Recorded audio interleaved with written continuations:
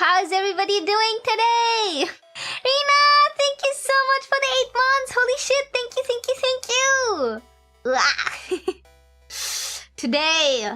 Today, Kanja-sama, we will beat the evil eyes P-Tama. Wi-Fi Kun will commence and beat him up. How is everybody doing today? I have something special for you guys. Number one, do not forget my meet and greet at Sun Japan, okay? Do not forget, okay? Do not forget. Sun Japan, meet and greet, hello, okay? There we go. Come meet me, okay? And if you don't, you will explode. Thank you very much. And number two. Wait, I have an idea. Number 2 on the agenda today, we will have a contest, a Yuyu Fumo contest. You can win a free Yuyu Fumo. All you have to do is be funny. Can you do that, Kanja-sama? Can you be funny? Ah! Rina! Wow!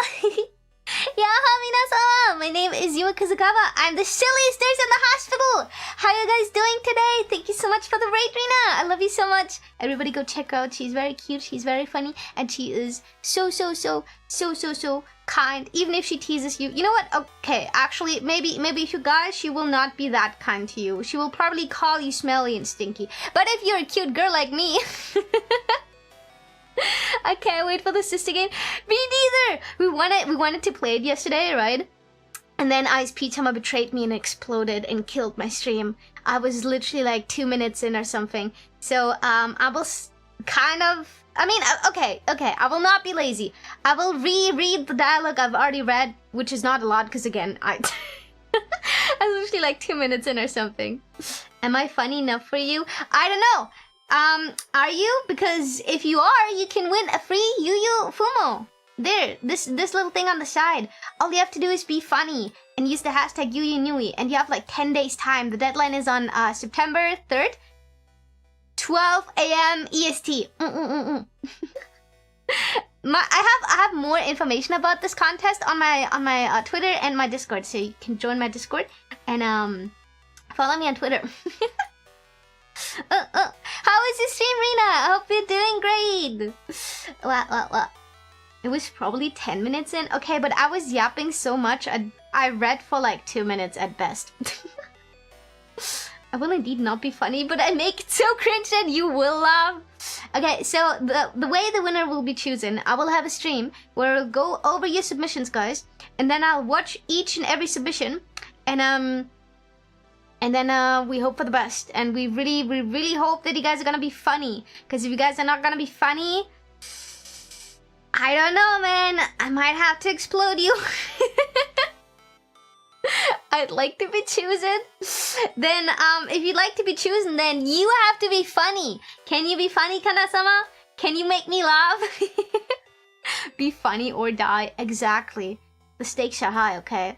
So thank you so much, everybody, for the stream streaks. And Rina, I forgot to mention, if you're tired, if you wanna go and rest, feel free to. I'm gonna go and entertain you, Chad, hopefully with more sister Imouto shenanigans. So far, the game is very relatable, and I've only read like two minutes of lines, worth of lines. The stakes are my favorite either way. I don't mind. Kanja-sama, stop being suicidal. Me on my way to explosion chamber. Also, aren't I like a marketing genius? Because I was like, I need to market this Yuyu Fumo, but what better way to market it than to enslave Kanja-sama and make him post memes about it? Cause like if you post memes about it, it's basically free press, because then everybody's gonna look at that Fumo and is gonna be like, what is this cute little creature? Where can I acquire it? And then they're gonna check me out. And then they're like, oh, I think I wanna acquire a cute Yuyu plushie. Explosion chamber where? Yes. No better market than the free marketing? Exactly. Free Kanja-sama exploitation! Yay! But don't worry, Kana-sama. You'll get a fumo as a reward if you manage to be funny. And that's only one of 2 giveaways, okay? If you cannot be funny, if you have no funny bone in your body, I guess. Don't worry, there will be a second giveaway where you don't have to do anything. However, that will be much later, and probably a lot more people will join, so you should probably prove yourself by being funny and not just wait for the other one, right? I keep forgetting my check-ins, don't worry. Also, Kana-sama, have you noticed something? Look around in my room. What have you noticed, huh? Wait, maybe I have to like go to the side a little bit. Let me step further into the room. What have you noticed, Kana-sama? Fan art! I updated the fan art. I got some more new fan art and I put it left and right and everywhere.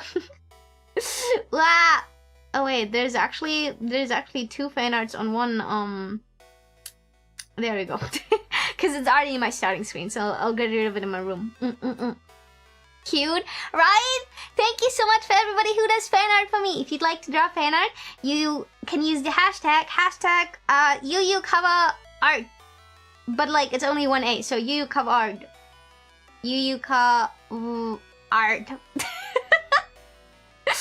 Listen. Listen. It's basically this. ちょっと待って. This one. Okay, we changed the hashtag. Look at this. My Hoga is pointing towards it. There. That's my art hashtag if you'd like to use it. And maybe you will be on the background screen. I'm in the VZ. Yes! Yes, you guys are. I noticed no Yuyu plushie in your room. That's because it's here. It's here.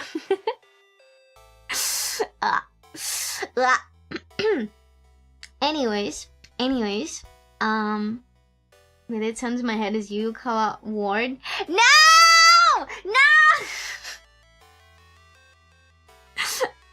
To the explosion chamber you go. To the explosion chamber you go for pissing me off. You cannot bastardize my hashtags. No. How dare them being more talented than me and can show their love for you through self-made fan art. Don't worry. I feel your love plenty. Even if you cannot draw fan art, don't worry about it, Kana-sama. Do I have anything else to say? Yes, I do. So, if you've noticed something, you've seen my hair danglies, right? I was like washing my hair danglies today, and I flopped them back and forth like one does, right? To dry them. And I showed it to Yuyu Mama, and I was like, man, they're touching the floor. And then Yuyu Mama was like, duh, obviously, silly. You're like what, 150 centimeters in height? And I was like, no, 149. And she's like, yeah, so that's like your hair is long enough. Like, what do you think? And then she was like, half of me is 75 centimeters or something. And my hair is plenty longer than 75 centimeters. And I was like, okay. And then she's like, yeah, you're even smaller. Like, half of you is even smaller than the kitchen counter. The fuck do you want? And I was like, what? And she's like, yeah, the kitchen counter height is 80 centimeters. What do you expect? Cut them off. I was thinking about it. But I feel like she finds new ways to call me small every time. And it's very impressive. How the fuck did you survive, Dokumi, with that much hair? So I put them all up. And I wore a wig cap. And then I put my mecha suit on. My kigurumi mask. I would have volunteered to go bald. I'm thinking about it every day, guys. What if I just go bald, huh? What if I just get it all off and get it over with, and then I do not have to bother anymore with washing my hair, because it's such a fucking drag. Hair Danny sounds so cool. Thank you! So, the anatomy of my hair is as follows. We have my ahoga, which is my Denpa transmission antenna. Then we have my hair wigglies, which is like the thingy that wiggles. Those are regulating my emotions. Then we have my hair vents, which I need for breathing. If not, I'll suffocate. And then we have my hair danglies, those long little things that help me balance and like not fall and trip all the time. Or maybe they make me fall and trip even more. Who knows? I don't know. Yeah, what are you doing? Don't make me cry. Can I have some hair strands? If you fight me for it, yeah. Manga what they wanted. Oh, it's so weird hearing people call Quack Mountain. But it makes sense. Mountain is like the first part of his name. Need to cook something with the red one? Oh no. Do not draw me bald. Oh wait, another ritual? What do you need my hair for? Isn't it the blood of a virgin, not the hair of a virgin? The hair dangles also double as mops for the hospital floor. She needs to vent to keep her brain cool. Overheating will cause the nuclear and hair meltdown. If that were to happen, we're all fucked. That is very true. That is very true. The hair vents are there for cooling and removed an anime girl dies from overheating. A lot of people call me Mountain. It's fine either way. He's an Ooga Booga one. He lives in the mountains. Would you leave if I was bald? Hell yeah, I would. No hesitation. Okay. Then I will leave you too. Then I'll leave you too, Kanja-sama. And you know what? You are more likely to go bald before I do because you are a man and you suffer from you suffer from male pattern baldness. So yeah.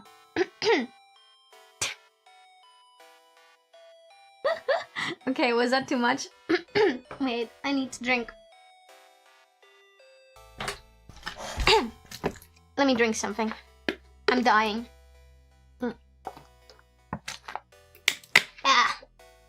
There we go. I'm already balding. Okay, so you hypocrite. You want me to love you while you're bald, but you would not love me when I was bald? I can't believe the hypocrisy. I won't leave you, Yuyu. Thank you! Thank you for being a real one. I have no problems with baldness. Ask Chico. What does she know that I don't? Yeah, Hussein, how you doing? You don't understand, Yuyu? We need to create a homunculus. A Yuyu homunculus? I'm going bald and often. Don't fall out! Listen, I kinda expect a lot of you guys to be bald. I don't know. But I was actually surprised that a lot of you guys have like long hair. I was like, damn. So I think Kanja-sama either has long hair or is balding. There is no in between. There is no in between. What are you gonna do if you lose hair, huh? Are you gonna buy wigs? When are you gonna buy wigs? When will you wear wigs? The Yuyu homunculus is the Yubo. True. She hates me for it. My hair is kind of long right now. I need to get it cut. She expects Odysseus. I kind of do. Aren't a lot of you guys like 30? Bald you? Cut my hair just for Dokumi so it looks less like a hobo. Or both. Oh my god. Why not both? Long hair and balding. Wait, then you look like one of those priest kind of guys. In those priest shows where they have like half a head of baldness, or you look like a old samurai. I have short hair. I'm not balding. Hell yeah. Usually I go maybe once a year to a barber. I do not really go to the hairdresser a lot. I just tough it out. I cut my own bangs. Sometimes I ask Yuyu Mama to cut my bangs. And they either look like shit or they look nice. And the rest of my hair, I'll just let it grow. Old samurai or balding Viking? Once it was a 30. Usually I get told I look young at least. Wait, how old are you? Bangs are hot. Okay, listen. let me see if I can find it, okay? There was a time when I was living away from Yuyu Mama, and I was like, I have nobody to cut my bangs, and also I refuse to I refuse to pay UK prices for just cutting my bangs. I was stingy like that. I was like, no, not today, UK. You can't get me. So what I ended up doing, I was like cutting my own bangs, right? Mistakes have been made, Kanja-sama. Mistakes have been made because that was me after I was done. Because I was literally having the hentai protagonist hairstyle. And I was like, I can't see. I'll grab scissors. How hard can it be? Because there was this one time in my life. There was this one time in my life where I did it and it went well. So I got overly confident. Because it was my first try too. My first ever try cutting my bangs was perfect. I was like, ha. All these losers on YouTube don't know what they're doing. Watch me. So the second time I had to cut my bangs myself, I was like, yeah, I'm kind of a pro already. Like my first time went easy. No issues whatsoever. I cut a hole in my bangs. I fucked up really hard. And I had to get my bangs out of my face for the rest of like the 2 months. And it was very bad. It was very, very bad.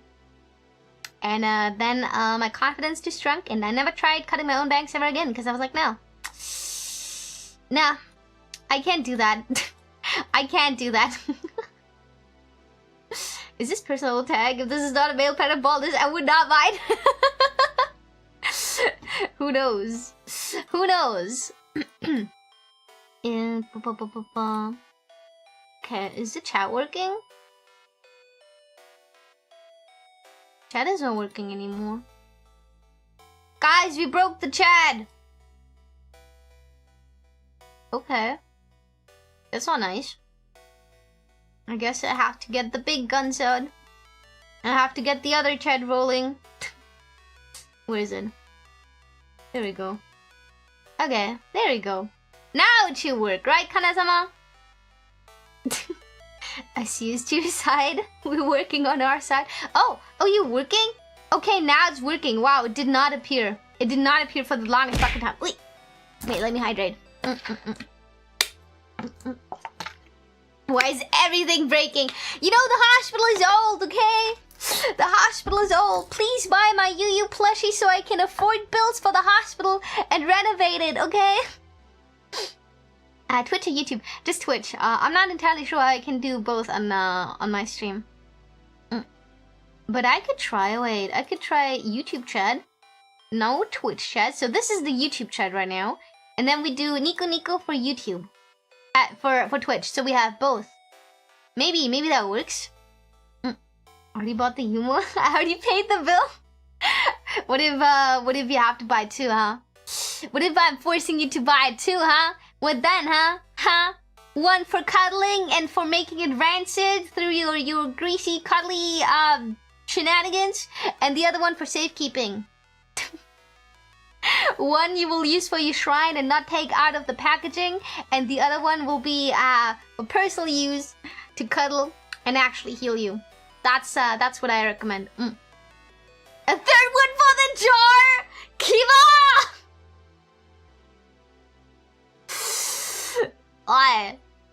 Oi. Do not put me in a jar. Do not put me in a jar. I will sue you for emotional damage.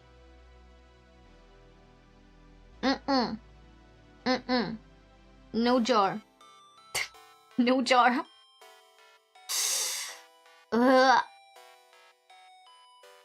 Jar? No! No jar!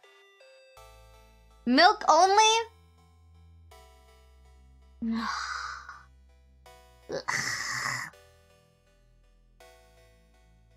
I don't know. I don't know, man. I don't know if I'm fine with milk. Cereal bowls with milk? You guys. Okay, you know what? I'm stalling again. I need to stop stalling. No, I'm not lactose intolerant. I drink milk every morning. Game time! Bam. Okay, let's see. Let's see, Kanja-sama. Let's game, shall we? Okay. Put a jar instead. No. No. Okay, let me do this. It should click on the game. Wait. Capture game, onegai. I said onegai! You will flavored milk? I drink milk and I love it until I have to use the bathroom. Oh, you poor soul. You poor soul. That's a skill issue. Okay, this one does not want to work.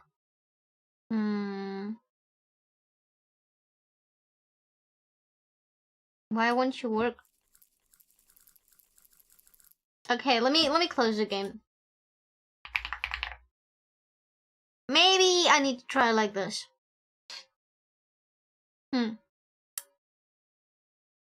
Wait.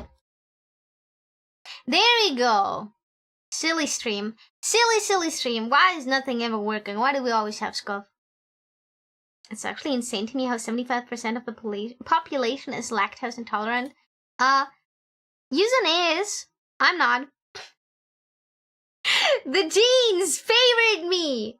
The genes favored me. I'm not sure about Yuyu, bro, but he doesn't drink milk or any like dairy products. He doesn't really like dairy products. Okay. I'm gonna go with new game so we can repeat this. And let me know if you can hear everything, okay? No, the genes! With the G, not a J. The genes. Yes. Okay, this time I will ignore you! And this time I will read properly! So, nobody talk to me, just watch. Just kidding. Okay.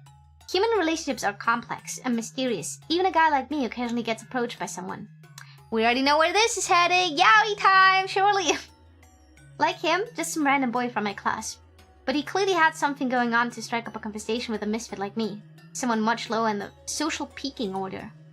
I can see right through the people. It's like their emotions speak directly to me. The guy started up an ordinary conversation saying that he just wanted to be friends. That we should hang out. Submitting to social mores, only occasionally letting out true feeling slips. Is what enables people to coexist in society. I'm sorry if I read like an idiot, by the way. Behind his words, I heard a buzz of anxiety. I get that he'd been ostracized from his friend group. For some reason, when shunned by the pack, humans just like any other animal take it as a shocking blow. The guy wanted to prove to himself that he still had societal value. I cannot read the word societal, man. But his pride prevented him from finding someone to talk to, so he homed in on me, telling himself he was simply being a good guy, talking to a poor friendless kid. If I make any mistakes, don't mention it. New research show gut microbiome can develop enzymes to digest lactate. Maybe lactose intolerant people have to get on that. Part of him knew all along that he was using me as a distraction. I'm not saying he was a bad guy, really. On the inside, we were all shades of grey. He had both bad and good in him. Good and bad in him, whatever. I'm always saying the negatives first, whatever. And when you get right down to it, he seemed to be genuinely trying to make friends. So I invited him over to my place. Quite the honor, I must say. It's rare for me to allow anyone into my room. There in my room, he was just like any other normal teenager. You into reading stuff? Not really my thing. What do you think is the hottest girl in this group? We both trusted through meaningless conversation, shallow interaction by shallow interaction. It dispelled his anxiety, used me to try to reclaim his self-worth. So far, so good. Tahana! Began a hunter-gatherer evolution phase when people domesticated. Until this day, still 75% intolerant. Make the math how long it takes. I'm just built different, guys. Okay. I have a younger sister, Sana. She's a gifted child, and being my sister, she's very important to me. Like me, she has social anxiety, and she dislikes people. She couldn't cope with elementary school, bro! I still can't over that. You're like what? I wanted to ask how tall you are. How old are you in elementary school, though? Aren't you like 5 to 10 or something? Or like 5 to 9 years old, maybe? So when did she stop going? Did she go, like, did she stop in the first year? In the second year or in the third year?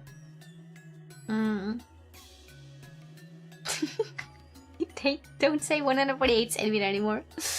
How do you figure?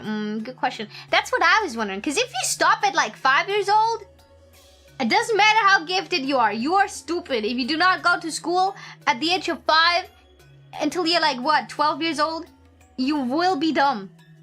It doesn't matter how far ahead you are with your peers. If nobody teaches you at home, you will stay stupid. However, if you leave at like 10 years old, I can kind of get behind it. Like, yeah, okay, like, you're a little bit older. You can like form actual rational thoughts, like, at least a little bit. At least I could. Okay. I'm not surprised. She was too smart for it anyway.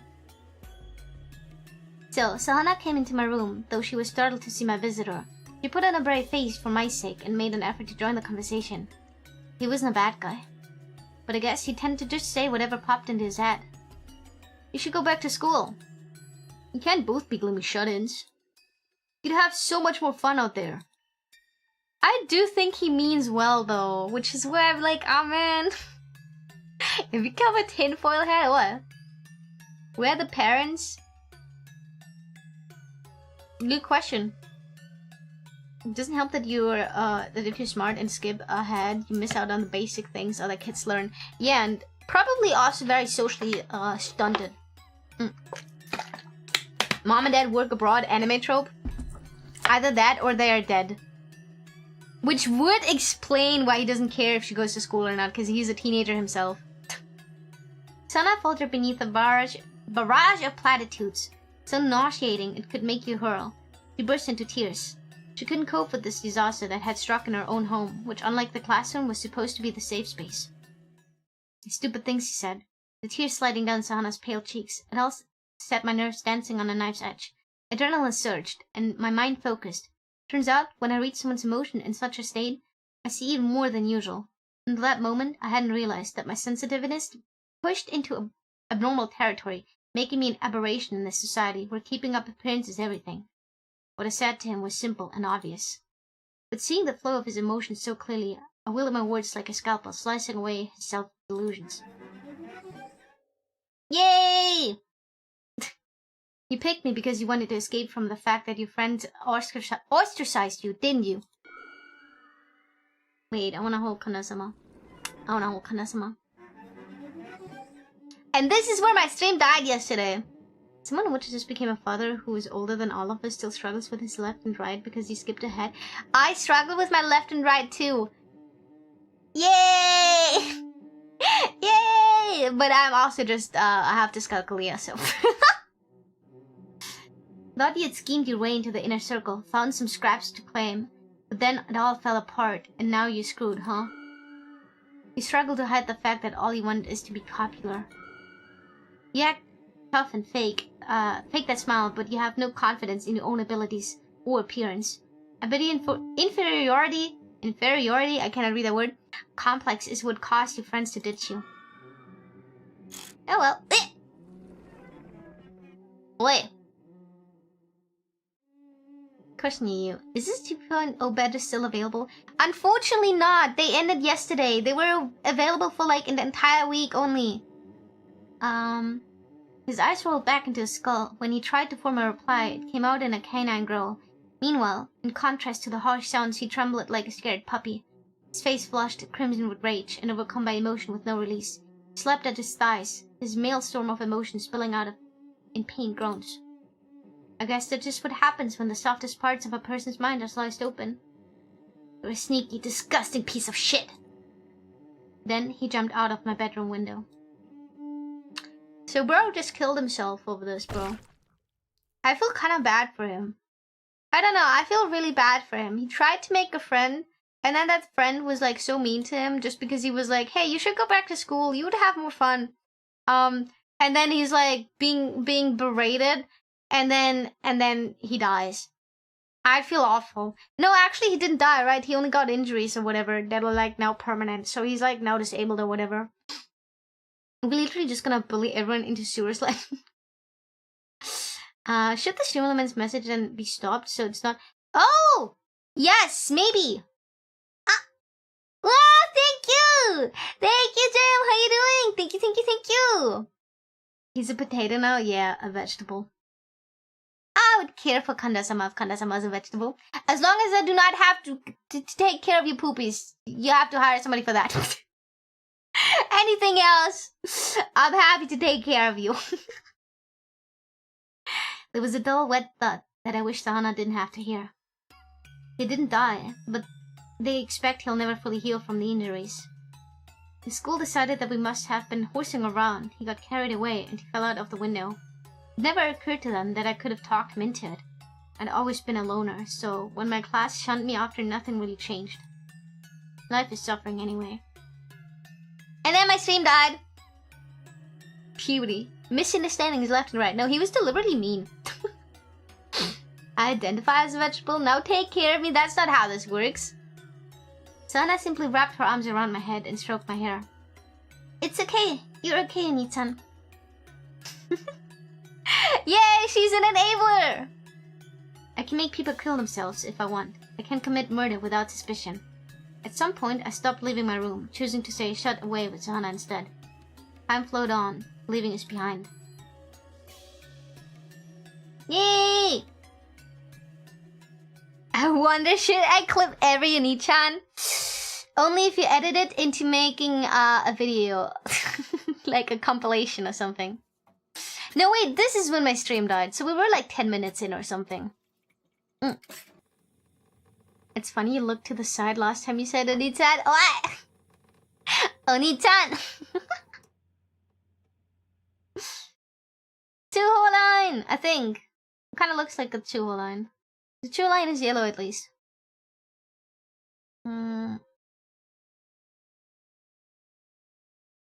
Is that a pen? Yeah, I think that was a pen. That's some fast dishwashing. He's doing it wrong! Your sister seems nice. She's an enabler. Enabling sister. Oh, okay. I know what to do now even better. Okay. It wasn't dishwashing. There was no soap, right? It was like very, Listen, this is why I will not eat at another person's house unless I really know them. Because, like, I don't know how you wash your dishes. Anyways, I'm a sick man. Who do I think I am? Dostoevsky? Besides, everyone's sick in this day and age. They're all slaves to social media likes. Handing them missives? I don't know, in the giant underground of the internet. Not that the real world is any better. I detest both online and the off. I hate it.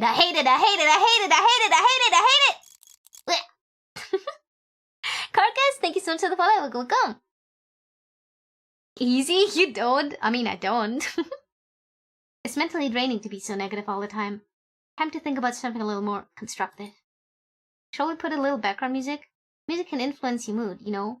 I do have a sophisticated side as well. A cultured appreciation of the arts. I think this is when my stream died. Like, after I read this part here. Yeah, I remember that. I would eat you was cooking. Thank you! I like this. Bum, bum, bum, bum, bum, bum. Okay. By the way, do you know what a panopticon is? It comes from the Greek word panoptes, which means all-seeing. That probably doesn't help much, huh? Imagine you're building a facility for segregating prisoners from society. You stick the warden's watchtower right in the middle, then arrange the cells around it in a circle. Then ensure all the prisoners can see into the tower. This makes them paranoid that they are being watched 24/7. Now, because the cells are all arranged in a circle, the prisoners can all watch each other, you see? Thus, they will all monitor each other, ensuring no one is receiving special treatment or finding some way to get ahead. It's quite the devilish invention. Social media has been called a modern-day panopticon. Everyone's watching to make sure other people aren't getting too full of themselves. And the moment anyone makes a misstep, they're roasted to hell and back. When any nail dares to stick out, the whole world descends a hammer down, to hammer them down. We're in a prison, see?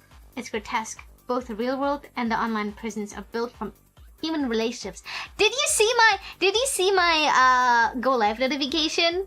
I didn't play this game before, but I was like, yeah, they probably talk about the grotesque society or something. And I was right. Can you be truly healthy in a sick society, seeking comfort through that grotesque? I remember the screen of that I hated. It said some fucking squirrel knocked out my power. Dude, on the wires, is that what happened to me yesterday? Interesting, but not efficient. Not enough room for more prisoners. Panoptes? Panoptes not! You called it. Is what I'm saying. I'm not Yubakuzu! Stop calling me Yubakuzu! Wow! Call me Yuyu! My day was good though. I'm sensitive to people's emotions. I don't know why, but I can practically read minds. Though it doesn't really work over the internet. I'm just an armchair theorizing there. Still, since I base my interference on the same kind of information I can usually gather in person, I'm pretty confident in my analysis. Let's take a look around this prison.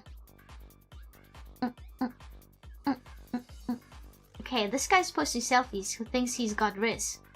The corporate drone posting his minor daily grievances. The anime profile picture who butts into relationship issues. The expert breaking down online drama. The artist posting cutesy drawings. I'm gonna go for the artist! Are you a nurse? Hell yeah, I am! If I call you Yuma because I'm fucking dignified like that, no, call me Yuyu. Call me Yuyu. I'm gonna go for the artist. Let's see what evil things he has to say about the artist posting cute art. Oh yeah. She's fishing for it, guys! Kill yourself. Kill yourself. Like it could be any more obvious. This cute shit is all of the same with nothing substantial behind it. You can tell by how shallow her sense of self is. How do you know? How do you know, huh? When you get down to the details, reading minds is pretty unimpressive. It's similar to a social mechanism. You'll see if you look her private or sub accounts. Most of her followers are men. Okay, so what about it? She tries to act like it's a 50-50 split, but you'll see that her male follower rate is strangely high, especially given how she represents her main account. She posts art, you dumb twat! What if you are sensitive to emotions of others, but we're unable to process emotion, including your own, so you don't know what's going on? Autism? Was it smooth as the freshly driven snow? I saw your brain. What? Wait, sorry, I didn't read that. Her need to present superficial sheen of cuteness is a result of the pressure of the panopticon. It's like the final compromise reached to prevent anyone from getting ahead. Sorry. If people got wind of her thirst for male attention, the haters would come down on her like a pack of wolves. The female prisoners are all surreptitiously, oh my god, peeking into another cell, you see. It's an unbreakable bond in a sense. Man. Okay, let's see the anime profile picture. They don't give a shit about this actual problem. Okay, you know what? I can see it. All these people really want to do is either trauma dump or self-abandon or both at once. They blame the opposite sex, or sometimes supposedly weaker members of their own sex, for the past trauma and their wrapped sense of self that comes from the feeling of it being ignored. Whatever. I saved that. I misread it, but I saved it. Still same meaning. Everyone is too afraid to address their own sins. And even if they wanted to, it's already too late. So they try to avoid taking responsibility for their own lives. Wow, you've got a tough road to hoe. What the heck is that? Imagine if someone ever told them that that's life, full stop. They'd be fucked. They spent their whole lives looking around the prison, taking joy in other people's failures, swooping in to take the head off anyone who lets down their guard, then displaying it among the rest of their trophies. Bunch of illusional addicts. Nothing satiates the masses like the moment the guillotine comes down to the neck of some self-important asshole. Yeah, Hazel, how are you doing? On the subject of this, I never call myself an artist, just an illustrator. Artist meant to convey something, I just make images. Don't say that, you can call yourself an artist. What's better than being happy? Seeing someone you hate being miserable. I disagree. Okay, maybe this is me being like a little bit healed from therapy. But even if I hate somebody and I see them being miserable, I kind of have like empathy for them, unless they're like a murderer or something, or like a rapist. Then I'm like, yeah, no, fuck you. But if they're just like a bitch to me and then they're like suffer real hard, then I'm like, okay, I don't want them to like be suicidal, I guess. Like, I can't stand you, but like, damn. Oh,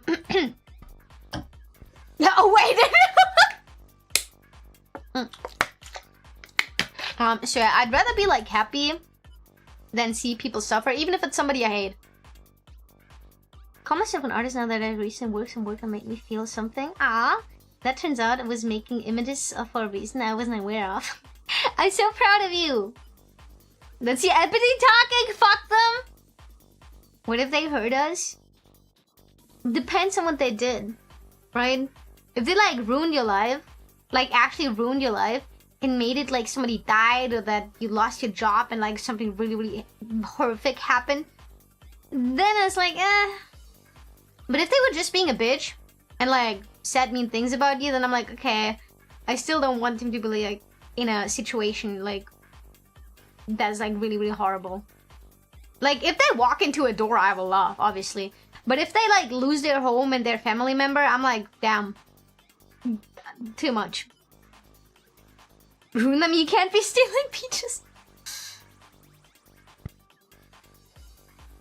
Okay, they call it scoot and fruity, and it's sweet as honey to this type. You called it, Rev, you called it. Are you a nurse? Can you fix me? I'm broke beyond repair. 30 for buying you a plushie might fix me.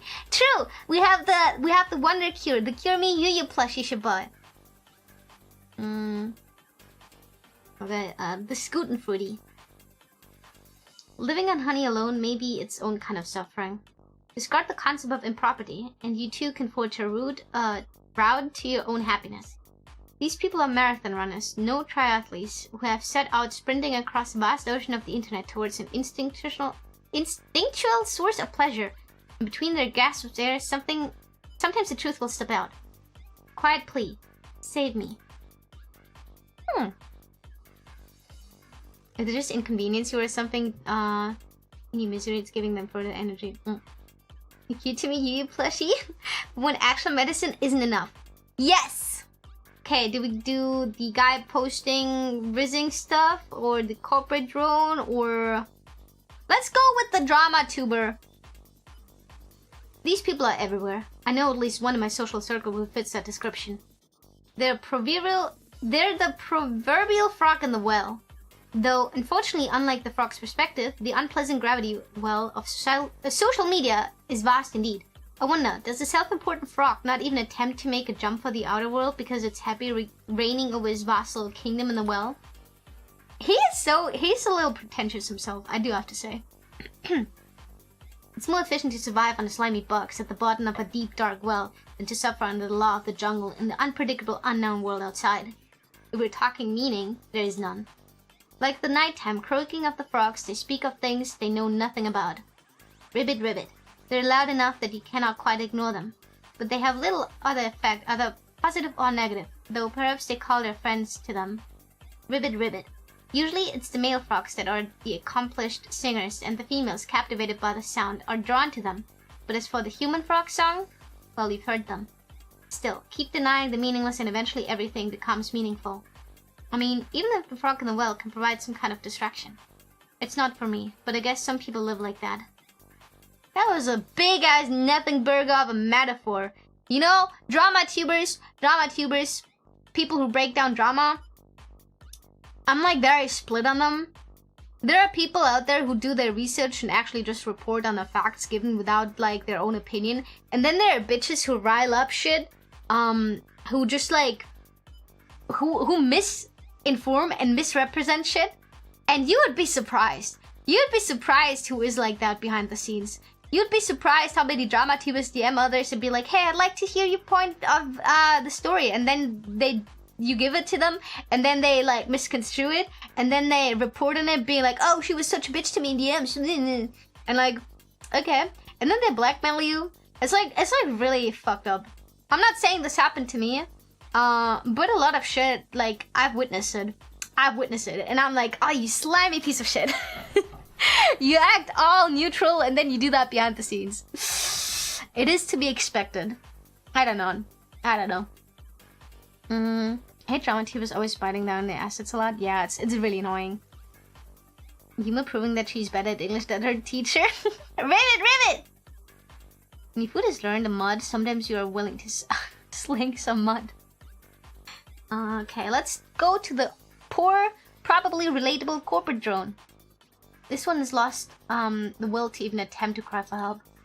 No one's life is dominated by such bland, inoffensive content. If it's truly fulfilled, he wouldn't feel the need to look online, or to post more openly about his accomplishments and relationships. But he doesn't even have it in him to reveal the depressing realities of his life. I mean, it's pretty pathetic to see a grown adult constantly complaining, and what's the point in sending out a distress signal when it only makes people dislike you? Too much! Too much! Shut up! Anodyne tweets are his only resistance against his modern condition. What is anodyne? A slow domestication and the march towards death. The few responses from old online acquaintances are his lifeline. I suppose in that sense, he's making the most of what social media has to offer. Such connection are gossamer thin. They're using a lot of words I never heard! I feel stupid! To the nose humor remind you of somebody? No. Why would you say that? Oh, my nose is itchy. Such connections are gossamer thin, veined as spider silk. Yet the tangible truth of connecting with someone out there in the wide world, for better or worse, can't be all bad. You think I'm no different, constantly complaining. Fine by me. It's an author's job to rant and rave at the world. I'm gonna use that excuse. I'm working, laboring this stinking, rotten, ugly world. I'm actually doing a kindness by critiquing the drivel these people spew. Oh, he's a narcissist. Someone's getting into a fight. Wow, look at all the likes he gets for photos of himself. His hair dyed a crazy color. You'd think he's trying to draw attention with it, right? Wrong. It's a warning color. It's there to scare people off. I can forgive you for thinking he has the opposite intention. I mean, look at the numbers he's getting. You might consider him an attention seeker, and that's part of it. But it's really about selection. He's sending out a message. Hey, I'm someone to keep your distance from. I only want to associate with people who really get me. Okay, is that what you think of people who dyed hair? You know, most of the people with dyed hair just have it because it's pretty. Just saying. Someone with more confidence, who's comfortably in any company, wouldn't go out of the way to look so garish. I don't know that word either, man.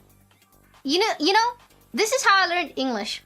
I would read something, then I'm like, what the fuck is that word? And then I'm gonna go and Google it. Let me Google garish. Garish meaning. Okay, what is that meaning? What is the meaning of it?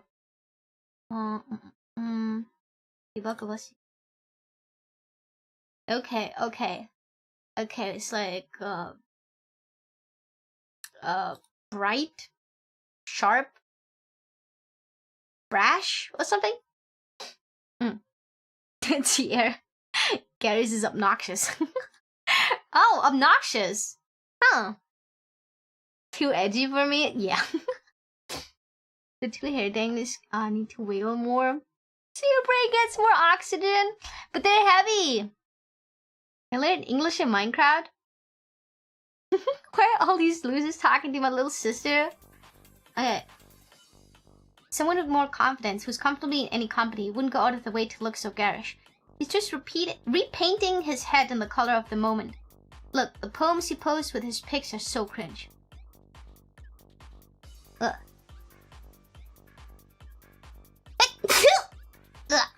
Go, man. Clown make is often considered garish. I can hold your hair danglies for you, boss. I'm not a boss, but thank you. Bless you, thank you. Saying why my English is so broke.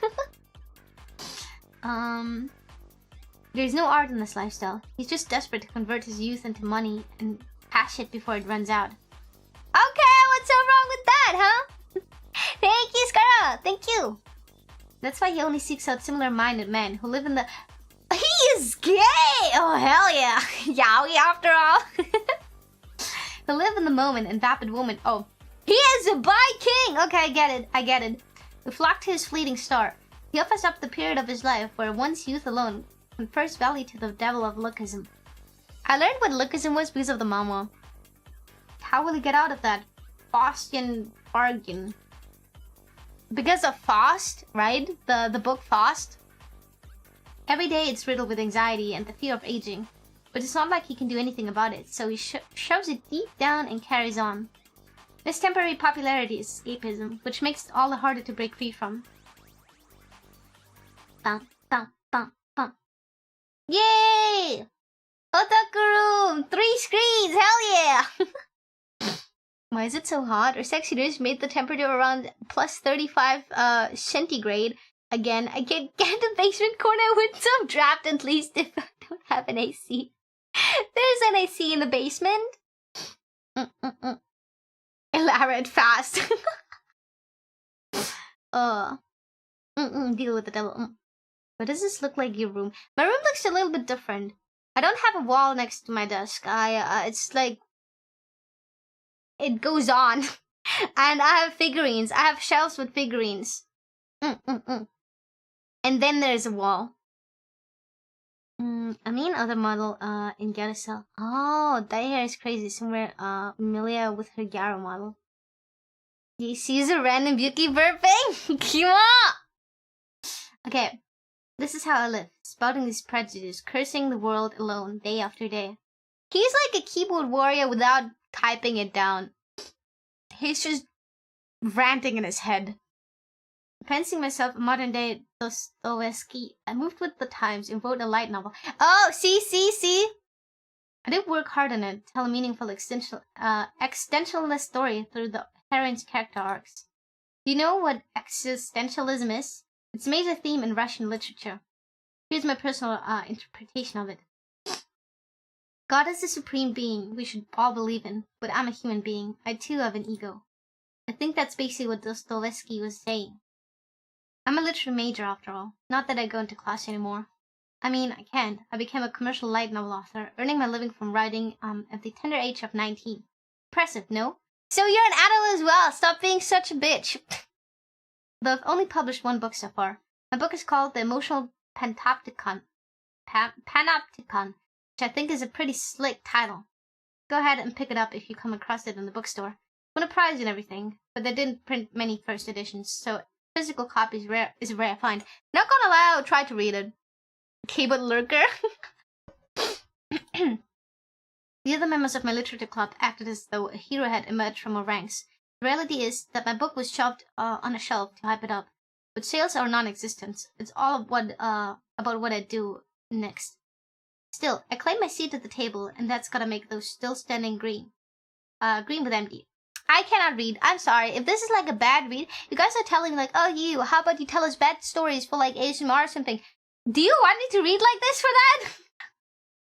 Like with pauses and be like, whatever, panopticon when I cannot read it or whatever? maybe we have to start with like very, very easy children's books, guys. There are even a few dickheads in my club who talk shit about me. Not that I care. Surely. Yes! That sounds smart. I love it when girls are literate. Well, I mean, sure, I don't mind. Hell yeah. Wait, how can I delete this? The badges are no longer available. Mods! Mods, please disable the auto message. Next downside. The interaction has been polarized. It's either self-appointed critics who get off on trashing the newcomers, or pretentious show-offs who heap praise on any work that shows the slightest ambition. Neither can be trusted. A few readers, though, went so far as to write the editor with their thoughts. To tell the truth, these are the people for whom I feel the need to write the sequel. Light novels live and die on their series potential, and you basically shit out of luck without an anime adaptation. The thing is, I developed a writer's block. The envy of my fellow literature club members is too much. It made me disgusted with people, and since I'm officially an author now, I've got all kinds of people kissing my ass online. People care way too much about status, while faith in their literature gods were thin. Which brings me to existentialism. As much as I want to make my offering to the gods of the arts, I'm only human. And sometimes humans are just... And sometimes humans... This is what I mean, guys. This is what I mean. And sometimes humans just aren't feeling it. Me with art. I'm sure Dostoevsky or Kierkegaard. What do you have so difficult names? Felt the same way. Felt the same way too. The Renaissance induces a shift of perspective from God at the center to man. Viva la Renaissance. Was it France or France? French? Was that French? I want to visit Russia. I feel like it'd help me regain my faith in the arts. I'd love to see the snow. Isn't it like really fucking cold over there? I would probably not want to go. I'm freezing easily. I'm like so easily very, very cold, and I hate the cold. I need warmth. Shut up. And you read this while I'm not being locked in all the basement. I'm sleeping like that one time. You let us sleep and you laughed at ASMR. Wait, not everywhere is cold? Really? Where's it warm? Okay, I have a very foreigner view of Russia where I think Russia equals snow everywhere all the time. Or if it's not all the time, then it's like pretty cold. I know that's a very shallow view of Russia, so I'm very happy to be corrected. And this is for the seas and sand. Oh! You guys have beach? I know Russia's like huge, so... But I thought like the majority of it is like not livable because of like mountains or something. Morsbog, if there would be literally name, you're fucking with me. You do not live where my husband lives. It's definitely what the most famous for in history. Child lives in Morsbog. If I even more Pisok. I don't know, I cannot pronounce it. Russia is full of blonde, big-breasted women, snow, and tanks. That's what anime taught me. And all the men have like white hair for some reason. Russians have like silver/white hair, not blonde. Don't get it twisted. In anime, they always, every time there's like a character that's Russian, they all have like white or like silver hair. The blonde characters are like British or German or American. Yeah, I think British, German, and American are like blondes. White hair is Russia, and brown hair is like everybody else, and black hair is Asian. That's anime logic for hair colors, guys. Unless you're an Asian character with blonde hair, then you're a delinquent. You're a Yankee because you had to dye your black hair blonde for rebellion. So do not get it twisted. Easy ways to differentiate the two. Is it a blonde foreign character or is it a delinquent? Ryuji, Persona 5, delinquent, because his name is literally Ryuji. And then we have that bitch from Asobi Asobase, which, what was her name again? She's like half. I don't know, she's like pretending to be full American. I forgot her name though. It's been a while since I watched. I can only remember my girl Hanako. I'm an anime Asian certified by Yuyu. Winter is the worst. Yeah, I can't imagine. Wait. Hanako Honda is my favorite in there. And then we have, I forgot all the others. Too bad. Anyways. Okay. This painting is incredible, right? There's something about Russian women. Their eyes are cold, yet there is warmth to them at the same time. Portrait of an Unknown Woman. I prefer the alternate title, though. Portrait of an Unforgettable Woman. People call it the Russian Mona Lisa. I'd love to visit the gallery one day to see it in the flesh. It's fucked up that no one can visit the Hermitage Museum because of this war. Okay. Bro's just dressing it, I guess. First time I heard that Russian Mona Lisa. Are the three girls anime? Yes, it's so funny. It's one of my favorites. Yahoo Hanachi! Guess that's humanity's loss. Though I suppose that's not where the portrait of an unforgettable woman is anyway. Details. Anyway, it breaks my heart that the art and the culture are being destroyed by stupid egoistical shit like wars and the petty relations of humans and their little cliques and social media. I agree, war is stupid. I think leaders should just box it out themselves and not send people into war. If you have to fight with another person, hands on, bro. Step into the ring, fight it out like men. Stop pulling other people into this shit. I'm not just venting my frustration at you because I'm not making any progress with Volume 2. That's not it, I swear. Don't judge me by the blank page. Once I type one word, I'm off. I'll write the whole thing in one go. To me, there's no difference between one world and 100,000. So loud. Seriously, the whole world is filled with noise. The moment I step outside, all these strangers' feelings wash over me. It's so fucking loud. Everyone's always thinking about such dumb shit. I can see the bullshit, and I hate it. That's why I have to stay secluded in my room. Woe is me. It'd be so much easier to cope if people thought about intellectual things. He's such a pretentious bitch. And Pink is anime girl protagonist. True! You were so right for that. I'm the protagonist! What? If only we're that easy, yeah. Actually, I think that's the premise of Gundam, kind of. The world of politics would be a geriatric version of Fight Club. I never watched Fight Club, actually. Okay, you're chuuni. But no, their brains are just filled with crap. Short form videos and Netflix, dating apps, and X-rated ASMR. X-rated ASMR! Okay. Is he talking to you, Kanja-sama? Be honest. Is he talking to you? Are you thinking about X-rated ASMR? I'm not thinking about X-rated ASMR. I'm thinking about X-rated yaoi, actually. I think about yaoi a lot. He would hate me. Too real for you? How about you go take a look around that God's green earth? You're so fixated on a little screen in front of you that you've lost touch with the sublimity of the natural world. I wouldn't say that. I think I'm very pessimistic, much like you. I'm just not pretentious about it. Is that too big a word for you? I know what sublimity is!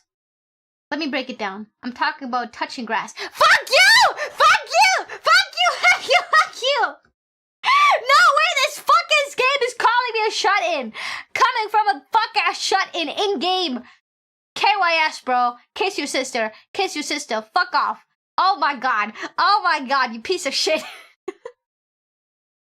I know exactly what that word means. And I know how to touch grass. I have an appointment this week where I have to actually touch grass. So... Man! The game only exists for me to randomly catch strays, man. Edo Pilders. No, it's so... Okay, listen. I agree with a lot of the stuff he says, and I cannot read minds. I can only look into the future like a real Esper would, okay, which is much cooler than reading minds. Fuck you. Anyways. I'm not pretentious about it. Because I know I'm also just a fuck-ass human. Like all the others. And I have the same fucking issues as all the other losers. Because I'm a loser too. That's the difference between you and me. I'm self-aware, you piece of shit. And only because you said like, oh, I'm in my room all the time, but I'm like such a smart writer. You're not self-aware. You're like a little bit self-aware of your situation and you are shut in, and that's where it ends. I'm not narcissistic enough to be like you. I like when you mistake the power again. You can also use it as a word for weed. Oh, okay, interesting. Anyways. Grass, not synthetic. When I cannot touch grass, I have hay fever, you piece of shit. Yeah. The sweat behind the ears light novel author is telling you that your life is devoid of poetic beauty and natural vistas. Ironic, huh? It is kind of ironic because I'm a VTuber and you will regret this.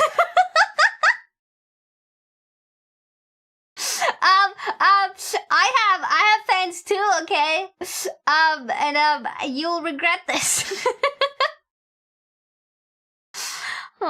Just because you're aware of the confines of your cell doesn't mean you're aware of where you are in the world game. Man. Oni-chan. Let's see. She's cute. She's very cute. Oh, interesting, Yuki. Ikarasi means Iarba. It's because you're aware of the... Wait, sorry, I read that. Jesus Christ, the writing is beyond peak. You're lonely deep down, aren't you? What do you think of a VTuber? Shut up! Think less of me, Fred. No, wait, that's me, sorry. You think less of me, Fred? No, wait, I love you. Thanks. But I don't like to see you miserable. That's just how it is for authors. Damn, okay. No creativity without pain. Okay, I guess. Author, artist, all the same. No, that's not the reason. You're intoxicated by your own noble suffering. You've made the misery of your identity, to the point that you are lost without it. You know what life is hard, so you intentionally make it harder for yourself because you think that's all, that'll let you run away from other bigger problems. You're hardly one to talk when you refuse to go to school. Is that your entire comeback? She clocked your ass and this is your comeback? You know what? I agree with the sister. I agree with the sister. You're so real for that. You're so real for that, my sweet, sweet Imouto. It's not that I'm running away from school. I want to be with you, Oni-chan. Always and forever. Okay. Honda! She's right. That I'm running from something. But aren't we all? People can't deal with reality 24/7. By that virtue, I became aware of the moment I submitted my light novel. I'm not hiding in the literary club room joining a wound-licking circle jerk. I'm on the battlefield, armed and ready, prepared for my next skirmish. Skirmish, whatever. Or is really not going for the incest sad. You're coming up with excuses in your head again, aren't you? Can my sister read minds too? Wait, can I read my sister's mind? You blame yourself and you blame other people, and then your mind goes off chasing excuses. Clock him, sis! Everything's fine if she calls me Ni-chan. Do you guys like being called a Ni-chan? But truly weak people don't even look for excuses. Somewhere deep down, you're trying your best to have compassion for yourself and other people. That's what gets you stuck thinking in circles and brings you down. I'd do wonders for you, that depressed self-consciousness of yours, if you just let it all go. If it would only be that easy. Can't find the phrase from Dostoevsky. I think somebody in that novel is a larb. I don't think they quoted him directly, no? They said they summarized it. I'm pretty sure y'all read that. That's why I'm here for you. Ah, I'll always be right here. Thanks, but I'm afraid you'll have to step out every once in a while so I can crack open a port side. How old is she? Don't talk to... I would never talk to my brother about the yaoi I'm reading, bro. Are men just different? I'll be right here. Were you listening to me? The only way to escape this mutual mass surveillance is through embracing tribalism. I'm talking about primitive relations like blood ties. Being siblings isn't the only form of human connection. There are all kinds of ways to interact with people, like friendships and romance and stuff. Can I say something? Can I say something? Step out of the way, woman, I have needs. Most straight guy ever. So, I have the theory that they wanted to make this incest, but because of the social climax... Not climax, sorry. Social climate! They kinda pushed out. My bad. My bad. Why, this is the best part? I want to listen to what kind of veal she's reading.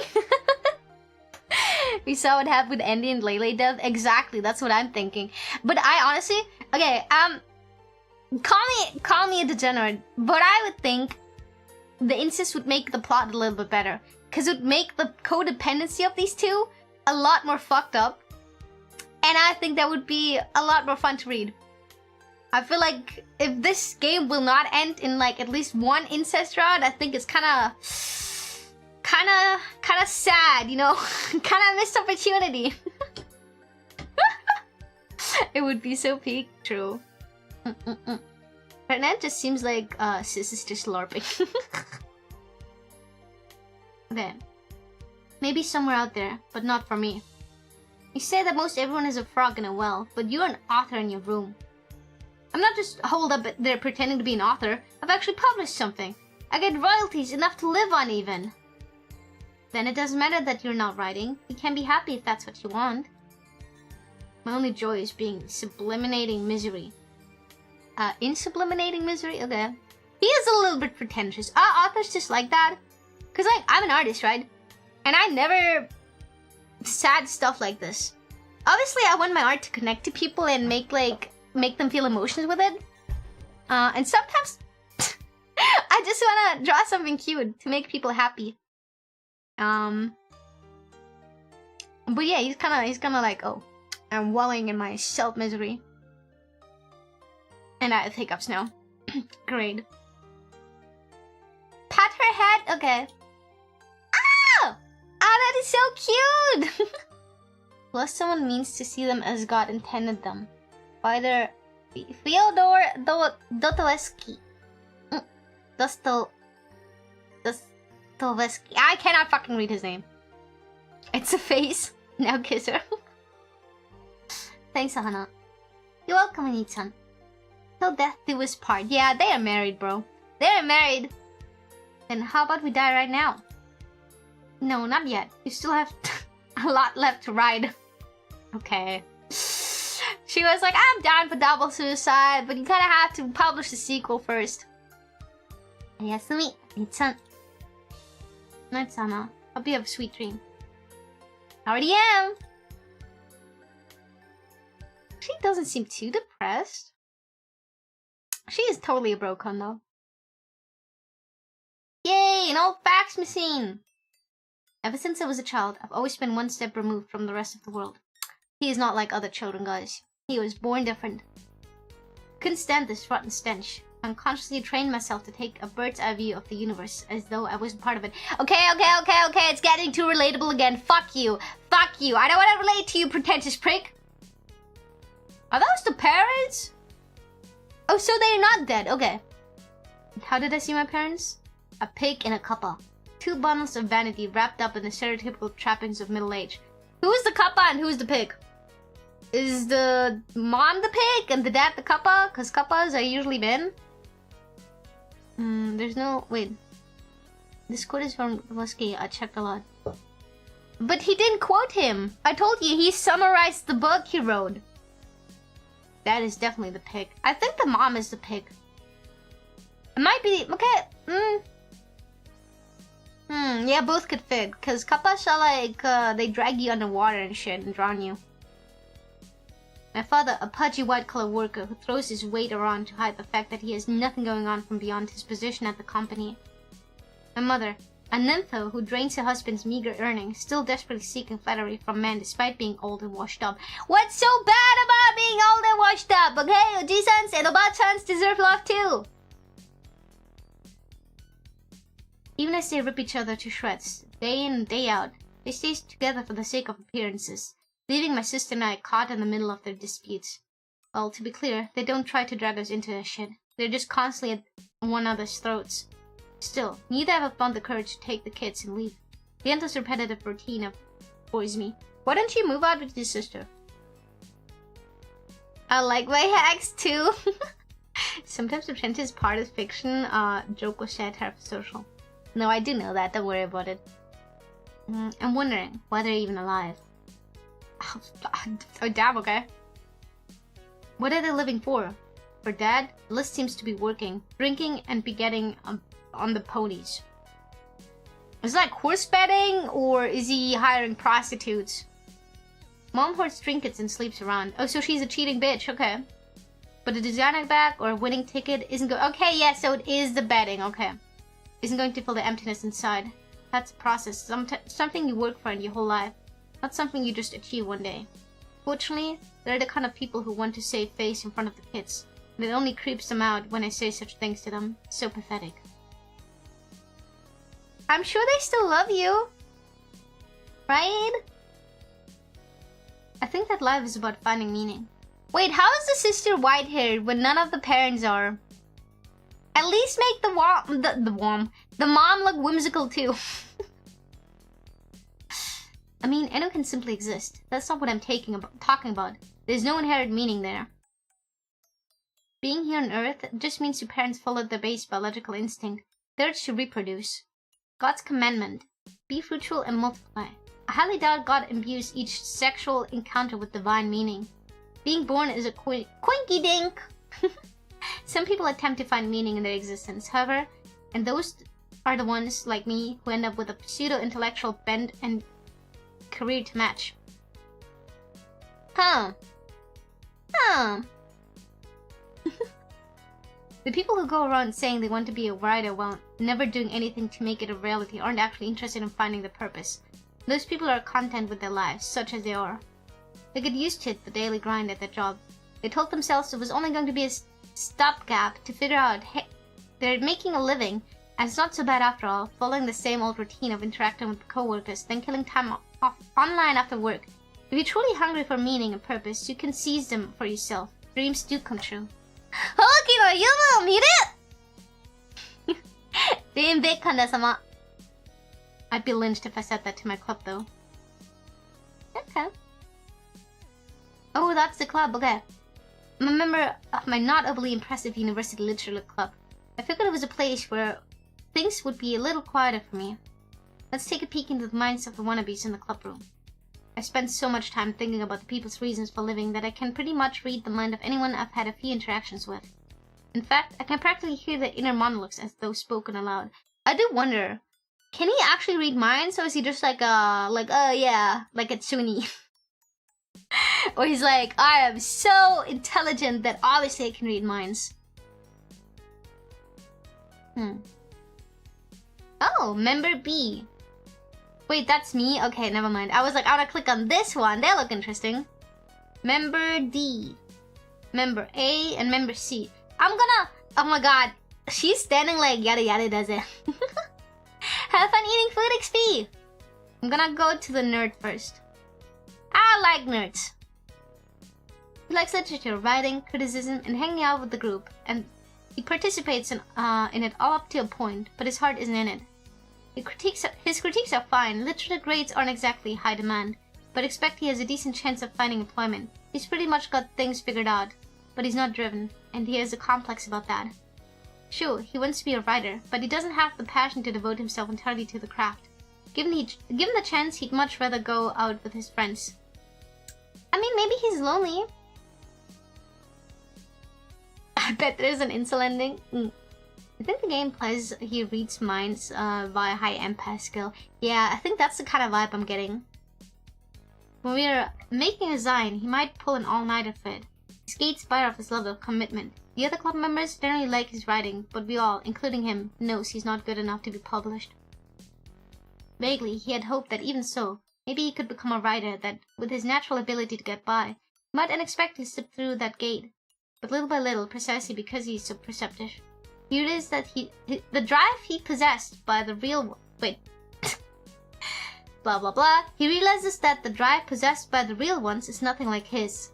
And so, despite thinking of himself as the kind of guy who can do anything he puts his mind to, he's given up on the idea, knowing that he'll never be able to dedicate himself to something to the exclusion of all else. This is getting difficult to read, guys. I'm here about Literature Club, I think it was about Hyoko and then about DDLC. I loved Hyoko, it was a nice anime. He'll graduate with a mixed bag of happiness and unhappiness, up with a heaping helping of existential dread about life, built with the metacore accomplishment and the rare fluke of a solid showing, yet with no clear game plan. I suppose that's about all you can expect from an average university student anyway. Yes, I'm qualified to judge. Don't forget that I made past the gatekeepers. I'm a published author. I get it, bro! I get it! You're obnoxious too. Let's go with yada yada does it. She has an aversion to men, like a germaphobe to germs. Thus she reads books that have gender as their central theme. She takes pleasure in the consistency and routine of the club meetings, sharing her insights into these works, as well as her own thoughts on her pet theme? What do you mean pet theme? Her identity now revolves around delivering her insights on how a work depicts women, whether they want to hear it or not. She loathes? I don't know how to pronounce lohate. Loathes? I can't pronounce the word, but I know what it means. It's like hate, but like more than hate. Blah blah blah, she low-hates whatever toxic masculinity and is highly critical of any perceived vulgar talk from club members or people online. People neither respect nor fear her, though they've simply started avoiding her because she's a pain in the ass. I kind of also don't like toxic masculinity, because toxic masculinity, like, is helping nobody. It's not helping the women, not helping the men. But I don't think I would be that obnoxious about it. Or at least say it's like lows. Lows. Thank you, I think that works. Ah! Stream element, stop false advertising. When someone responds that gender wasn't the only theme of a particular work, and she angrily shot back that they clearly hadn't understood the author's intent. Oh, of course. Being overly conscious of the differences between men and women only narrows one worldview. Although count is just a number, but she feels beholden of the people whose attention she has garnered with her proactive rhetoric. Her success is modest, but it's success nonetheless. At the root of it all is a lack of self-esteem. As a woman who doesn't get much attention from the opposite sex, and she's terrified that people will see through that truth. Okay. I'm not sure if I agree with that take. Can it be true? Obviously, yeah. Yeah, of course it can be true. Does it have to be true? I don't know, maybe she hates guys because she had like a very, very, very bad experience, if you know what I'm hinting at. I don't know, you cannot say it. A lot of victims kind of make it their whole personality kind of afterwards, which I can understand why. Doesn't make it any less annoying, obviously, but like, I don't know. I wouldn't say those type of women only do it for male attention, or like because they're insecure about not getting male attention. There are femcels like this out there, obviously, but are those femcels? Would you call them femcels? I don't know. Anyways, the men and women in the club exist far more harmoniously than she'd have to believe. In her shouted rants about liberation and independence, she reveals her heart bound by invisible chains. I think it definitely depends. Also, I feel like he's a little bit of an unreliable narrator already. Because of his pessimism or nihilism or whatever. Someone who's disliked misandry a lot, it is a completely understandable reaction. Yeah, I don't like misandry either, but yeah. Like, I get being, like, passionate about it. And obviously, it's kind of like an echo chamber. Imagine you, like, say something online, and then a lot of people are like, hell yeah, and you're like, wait, yeah, and then you just, like, roll with it, and then suddenly it's, like, kind of like a big part of your life revolves around it. So I can see how it's, like, a self-fulfilling prophecy. Maybe she wasn't as radical in the beginning, and then it just became more and more radical and more, like, hating and whatever. If she is hating, because, like, again, he's kind of saying both. He's kind of saying, like, she's hating, but at the same time, she's, like, talking about, like, woman liberation or whatever. I don't know. Food for thought. Okay, a girl who loves literature, but loves being, a literature girly even more. She's a book talk girly! Wait, usually femcels are such failures. In high school, she was one of those forgettable girls with a few prospects. But on entering college, she found her niche as a reader and suddenly shot up in popularity. If you can really get into it with her over whatever the club's reading this week, you'll be seen as the popular guy. So the guys spent their dull days trying to impress her, with more than a few falling for her along the way, okay. But she's a little anxious. She knows that her value is extremely localized. She's got to seize the next opportunity as soon as it presents itself. And she's here with the aim of using her current popularity as a springboard to find a man and lock down her life. Nothing wrong with that, no. Still, she's not a bad person. This is just what people do. Yeah. Let's see. A window shopper, plain and simple. He has no intention of becoming a writer, but he likes to think he's smarter than his peers who spend their time gaming or reading manga. He's got to maintain that self-image, so he shows up at the club room and every occasionally he writes some sort of critique to stroke his own ego. It's not even at the level of a high school book report, and even so, most of his copies it from essays he's fine. Oh my god, no way! He is a LARPer! Okay, copies it from essays he finds online. He hasn't been reading as much recently, instead of spending more time on mobile gaming and webcomics. Kind of wants to become one of those insufferable film guys, but his problem is that he immediately gets distracted by his phone whenever he starts watching a movie at home, so he doesn't really absorb the content. His type is pretty good at navigating life, and he might even land a job in a small publisher before graduating. There he'll tell the young authors he runs into, I just couldn't hack it as a writer. Like he's passing on his dreams to the next generation, when in reality, he's just passing the buck. Last but not least, there's a guy at the back of the room, cultivating a gloomy aura. The one with the unsettling look in his eyes. He's a real character. Okay. But the truth is, he's just your average wannabe. Another young guy dreaming of being an author and critic. Whenever I'm successful, he directs his oppressive envy at me like a laser. And it burns. Ah, Yokawa! Yaho! Oh, he looks nice though. His name is Yokawa, written with the characters for Cold River. Why? The guy's as icy as his namesake. People used to ironically call him sensei because he pompously criticizes others despite not having achieved anything himself. That all ended when my book was published. Now I'm sensei. It's hard to tell whether he's glad the nickname is gone or whether he liked having the superiority acknowledged even in jest. He burns with envy toward anyone he thinks has gotten ahead of him in life. Every day he compliments me on my work. He's so obnoxious. He's like, oh, I really like your work, and then the other guy's like, oh, he's envious of me. Why do I not believe this narrator? Oni-chan, you're unreliable. I don't believe you. You talk about reading minds and how everybody is a bitch. Can't all be that bad. I want to get the club, but now that I'm an author, it feels awkward. That's the only reason I'm still here. Too bad, should have quit before. By the way, I do have a friend that sometimes hangs out with on the weekends. But things are awkward with him now too. Does anybody like you other than your sister?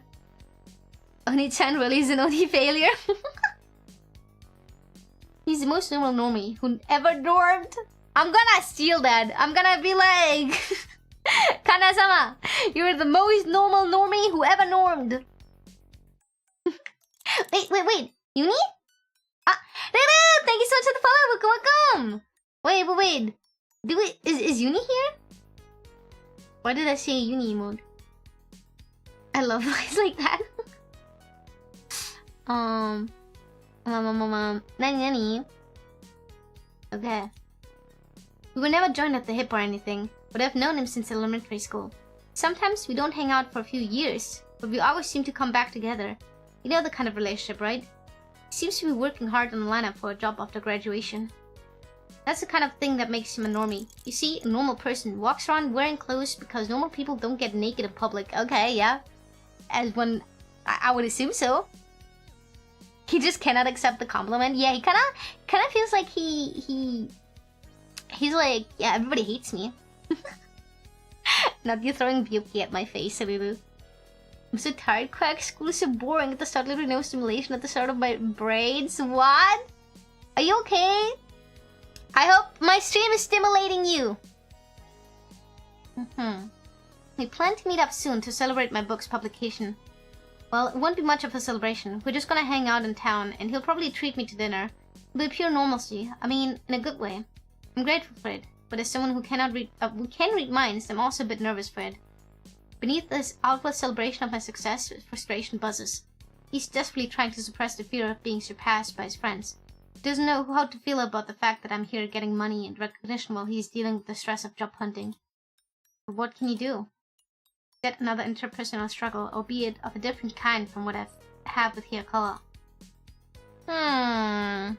Maybe you should kiss. Maybe you should kiss and marry him, and then he can be the bride of an author. I wrote that message wrong, but no worries. Truly up to you, not me. You can yap with each other too. I'll just read it. There are some things that would make people like this envious. That's what makes it so difficult. Beyond a deep shadow lies a bright light, and vice versa. Readers reply to my posts with positive messages of encouragement. Of course, people discuss my work on review sites and message boards, but the people who contact me directly are usually fans with an interest in rising authors. Though I suppose the fact that I don't have enough exposure to have haters yet probably isn't a good thing. I probably have haters. I probably have haters. Does this mean I'm cooler than you, huh? I'll have you know that a lot of people on Twitter have me blocked for my very daring opinions on fictional content and, yaoi. And, what else? What else did I get blocked for? I don't know, bro. Hope the next volume sells enough for me to get publicly slammed. Okay. He wants haters, so you want attention. I do get plenty of DMs from girls too, you know. Okay, flexing. Well, I also get plenty of male attention in my Discord server. I'm sorry, this is so stupid. Oh. It's as if people in my Discord server for me. As Yuki Lord demands. Don't worry, I also have very cute girls in my Discord.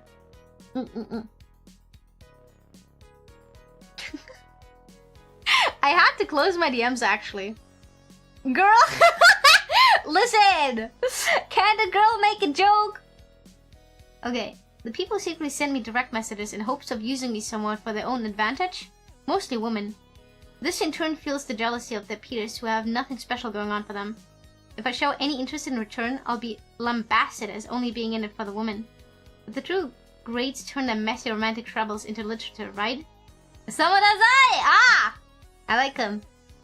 Jokes are forbidden. Are you okay? Can I not joke? Was that a bad joke? I wanted to say DMs, but my DMs are closed and I don't write with anybody in DMs, so I was like, my Discord server. Man, I don't know. Okay. Soundazai and Sakaguchi Ango were womanizers. Not that they would listen to reason. True. Now I get it. Yeah, I was making a joke because he was like, I have plenty of women attention in my DMs. And I was like, well, yeah, I have male attention in mine, but that's a lie because my DMs are closed. But I know the majority of my Discord server is like, guys, right now, I need more girls in the Discord so I can also make the joke that I have woman attention in my Discord. I need more girls in my Discord. I need women to pay attention to me. Where are my cute girls at? I need to make the guys jealous. I feel like there was no jokes here. Ah, come on, I was being funny. Jokes and Yuma doesn't get DMs. None of us are that parasocial.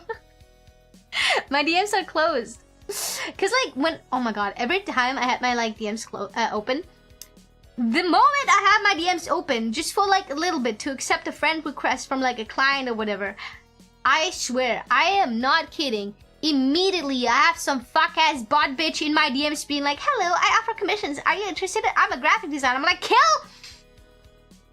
yourself. Cause like, bro, get out of my DMs. What makes you think of like, and it's always like servers I don't want to leave because they have nice emotes. Time to write Yuri fiction. I'm in the cock chair, remember. Okay. I've got game 2 though. I've got a DM from a girl who wants to meet up. Oh my god, this is funny. This is funny. Going by her account, she seems to be fairly cute university student and model who has aspirations of becoming a VTuber.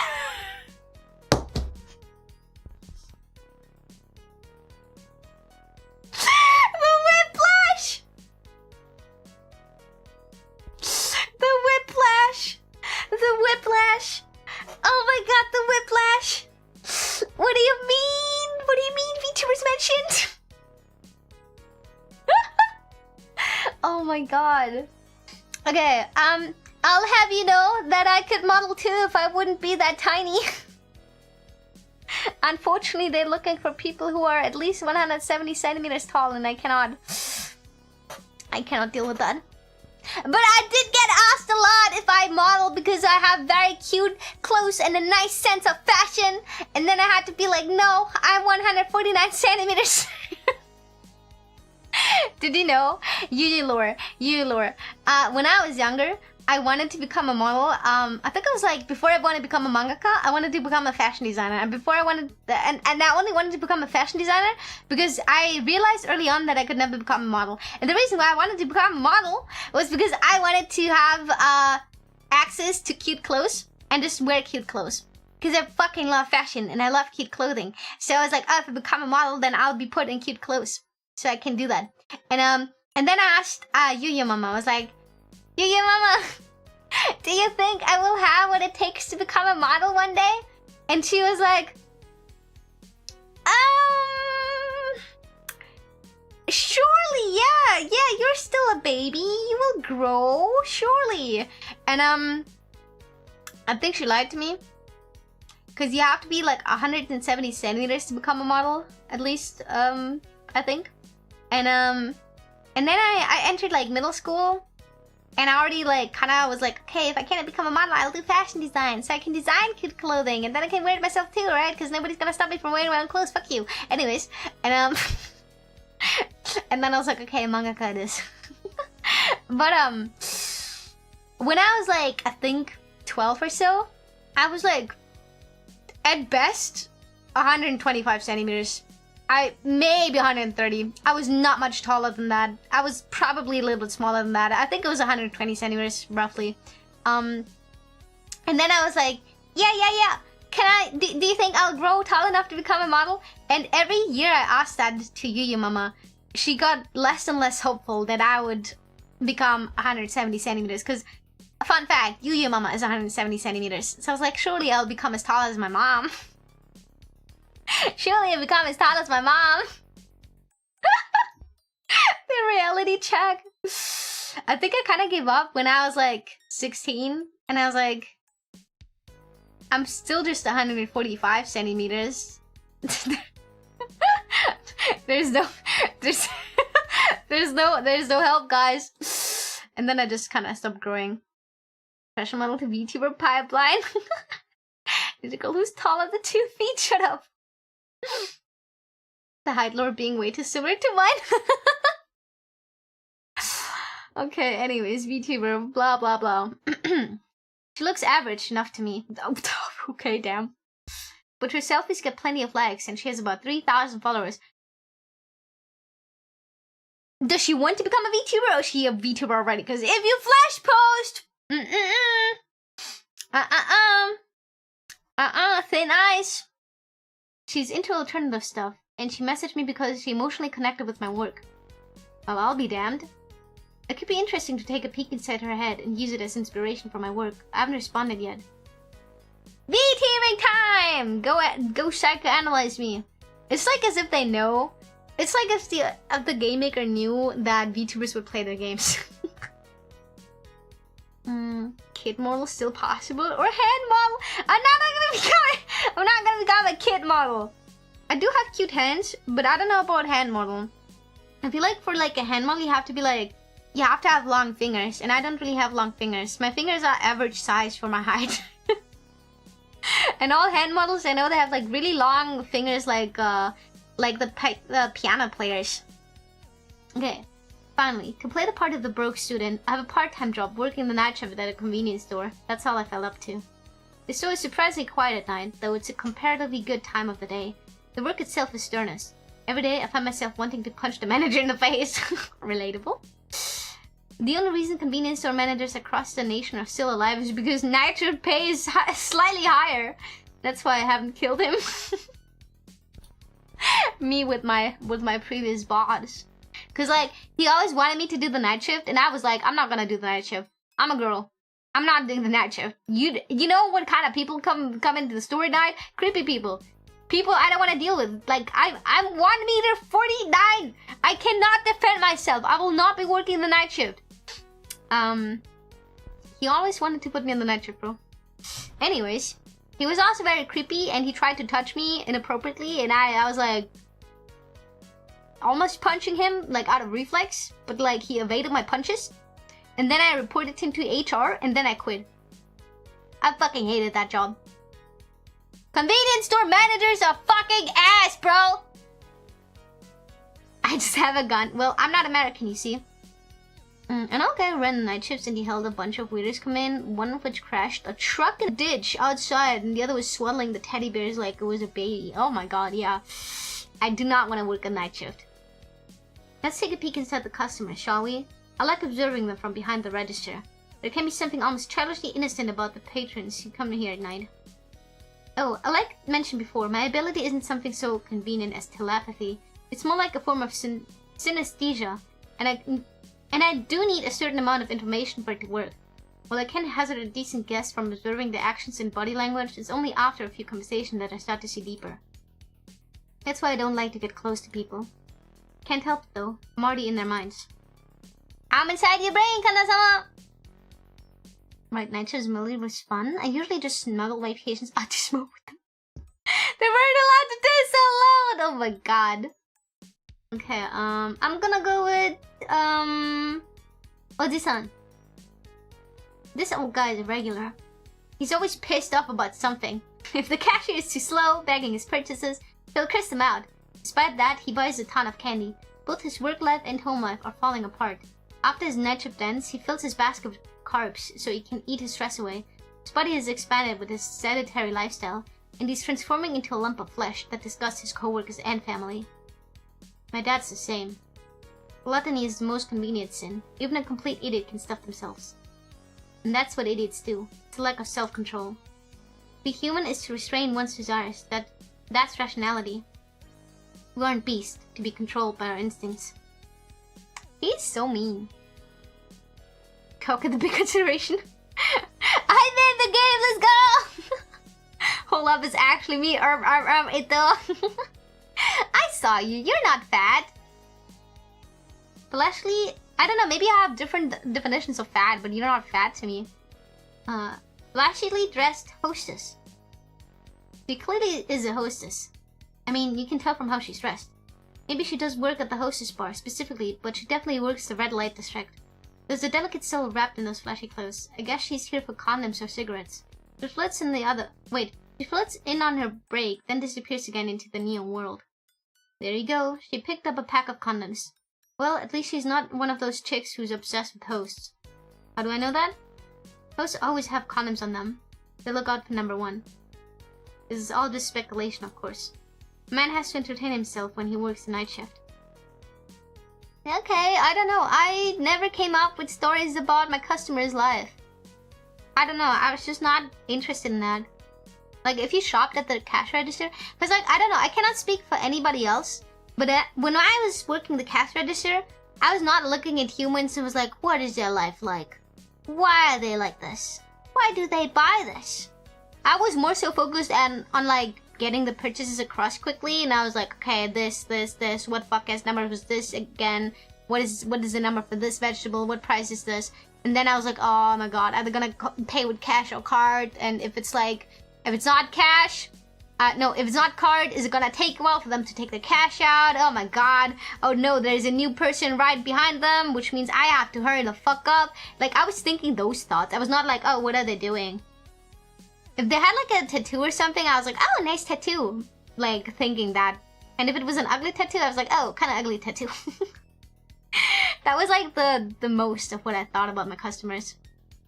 If you were an asshole to me, I would be like, oh yeah, you're an asshole. Even smells like on main Spider-Man's movie, every next one is younger and younger on log. Huh? You'd be surprised, quite a bit of women are into that. Wait, what? Oh, so I'll be a fat, ugly bastard in my mind. You're not ugly either. I don't know what warped self-picture you have of yourself. You look normal. Okay, high school looking customer. I bet he's a runaway. Damn, already, guys? Do you want me to call you a fat, ugly bastard? I can do that. You're really stuck with that tattoo. Yeah, kind of like that. Yeah, you look normal. You just look like a normal guy. That's legit waste! No! Okay, fine. I'll call you ugly next time. Curfew ends at 4 AM. So until then, he evades the eyes of the law by drifting around the stores that are open into the early hours. A good pass for 18, but it's always better to err on the side of caution. Not that I have any intention of turning him in. I bear him no ill will. It's not like he's shoplifting or anything. There's a dumbass dropout who often works the same shift as me, and I don't want this kid to head towards the same future. I'm happy to let him browse for a while. Living things up a bit. Thank you, Yuyu. She called me ugly. Kimo. Kimo! The streets are so deserted this late at night that I feel a certain closeness with the strangest glimpse from the corner of my eye. You know how it is. But even as I hold myself apart, I'm like these people. Like that dropout co-worker I mentioned before. One surrounding reflects one's own nature. Bruh, this reminds me of the view I had in my dorm. I had a similar view like that, and it was so cozy. I too am a character in the setting. I'll be making my exit shortly though, now that I'll have my prize money and royalties. Sadly, I shall be tendering my resignation, leaving this liminal space where at an hourly rate of 1,450 yen, a teenager can work a 10-hour shift and earn more money than they ever imagined. This place is like life's waiting room, but it's time to leave. I'm determined to move forward to my future. Serves you all right. And that's how I spend my days. I hate humanity, and I hate this world. Especially since my sickly little sister was born. She went through a lot before she stabilized, and now we siblings are in a world of our own. Dana was born 1,000 times smarter than the average person. She's a genius. She was forced to advance for elementary school, so she stopped going. I only now see the Discord. Would there be a limit on memes on the hashtag? I mean, no, you can have more entries, but you can only win with one entry. You will not win with more than one entry. Only one entry can win. And obviously don't like spam the hashtag. You can make lots of memes, but don't do like 100 low quality slop memes basically. Just for the sake of like having a meme in there. You know what I mean, right? Please tell Jack that. Clip it and chip it. Since my elementary school days, I've always thought deeply in questions such as why are people so cruel, and what determines what's right or wrong. The more I thought, the more distant I grew from other people, until I started to see the inside of their heads. Once my mother asked me, why don't you like school? When I asked her if other moms thought less of her because her kid was a loner, she screwed up her face in disgust and called me a little demon. Why would she? But I asked that question in good faith. I heard the concern buzzing behind her words, and I simply wanted to help.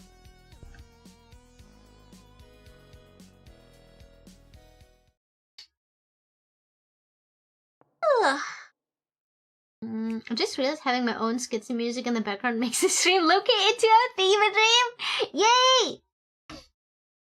You're still awake, Oni-chan?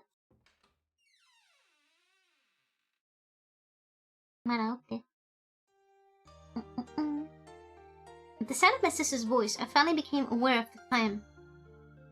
Nighttime is for sleeping, you know. It's the middle of the night. The witching hour, when the whole world slumbers except for me. I feel bad for keeping Sana up too, but I don't think she minds. Since neither of us goes to school, the time kept by her in those outside world doesn't really apply to us. That is so true. That is so true. Like, I look at the clock and suddenly it's like 6 AM and I'm like, oh. Or sometimes it's like 8 AM, I'm like, oh. Oh well. Which is really bad because I have to wake up really early on one day of the week because I have an appointment. So I have to wake up really early and do not have to get... I need to fix my sleep schedule. For like one day and then I can ruin it again. There's no point of forcing ourselves to adhere to the logic of a world of which we're not part. Sana only mentioned the time as a conversation starter. She wants me to pay attention to her. Twisted as may be, she still wants us to play being a happy family. Plus, kids find it fun to be up late while everyone else their age is tucked into bed getting a good night's sleep before school the next day. They follow their parents' and teachers' orders, going to school even though they'd rather not, already being conditioned into wage slavery as they learn to wake within the next dawn. It's idiotic. They have no idea how much quieter and more enjoyable the world is at night. I totally agree. Am I gonna have dozens of anniversaries here now too? Oh, another one? How's that possible? Also, Happy, could you do me a favor and like disable the command that tells everybody that they can get a special badge because the event is over? You don't say. Sleep schedule doesn't even exist at that point. It does not. It does not. Thank you, Happy. I do like the night too. Like, I can work much better at night because nobody's talking to me. And I'm just there, working and working and working. And everybody's asleep, and then I can focus on myself. And then I sleep. And then I sleep whenever I get tired. Okay, I'm so proud of my sister. When I compare it to those drones, she'll happily point out her brother's unhealthy habits while having no intention of going to school herself. Like a hypocrite! Oni-chan, you're mocking people in your head again, aren't you? She can read your mind, bro. No, I'm not, actually. I was thinking how proud I am of you. While also mocking other people. Do not lie to her. I doubt anyone here has a proper circadian rhythm. Also, isn't it also true that the hunter-gatherer society we are from had to have rotations because people had to be awake at night? Because if everybody was asleep at night, what if animals attacked and killed us? So there are actual people who are night owls by nature, and I do believe that is the truth. However, society is not adjusted to our sleep rhythm. I'm way too eepy. I need to go to Eve. Go sleep well. Yes, wait. I sadly have. No, you do not have a circadian rhythm. You have a bad rhythm. You might wake up early, but you also go to bed like very late. Like sometimes it's like 1 a.m. for you and you get like 3 to 4 hours of sleep if you're lucky. Don't fuck with us! You're a liar!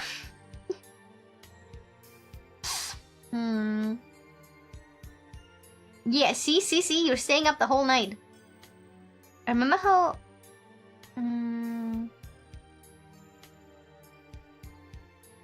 What does this have to do with the stream, Yuki? School makes you very sleepy in a different way. Bro, I fell asleep in class so many times. I did not care. To stop by, we'll lurk instead of work. Thank you, Doc. Thank you so much for the lurk. I'm just actually how humans back in those times evolved. What he said, and some folk have a non-existent circadian rhythm. Yeah, I feel like I do not have one. I just don't. I was always awake at night. As far as I can remember, I always went to bed late. Happy Siri can assist with the stream thing. I already asked him. I already tossed him to that. It's okay. You justify yourself by looking down on people who live normal lives. No, I don't. And even if I do, I don't think along those lines. I'm not looking down on people. I'm just stating facts. Har har. It's okay, Yuki. You'd be lost without me. That goes both ways. We're two shut-ins together. If one of us left, that's the whole world gone. Can't really say you're living if there is no one else around. Interesting. Interesting. Oh no, send us notification at 1 a.m. It is your 1 a.m. time, not my 1 a.m. time. Maybe it's like 2 p.m. for me, who knows, huh? I may be zoning out a bit. It's okay, don't worry. Speaking of, I'll be fetching dinner. Have a nice dinner! So you would be the one keeping the fire on during the night in prehistoric times? Yeah. Wait, but there was no Russian. For you, time is only a suggestion? True. We can say we're alive in the world with only each other. I don't know, but we're living more than we would be if we were completely known. I think though, only barely, but I'm okay with that. I'm fine with that too. Kiss, kiss, kiss, kiss! Oh. Going. I'll always be there. My sister's always cynical, yet always so earnest. She's such a weird girl, but that's fine.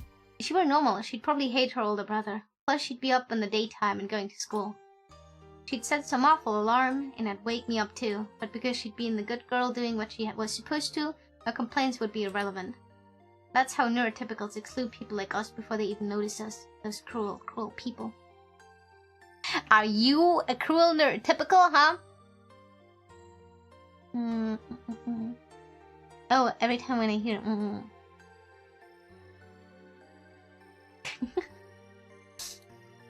We're just committing slow suicide together, aren't we, Ani-chan? Aren't we, Ani-chan? Cigarettes might speed it up.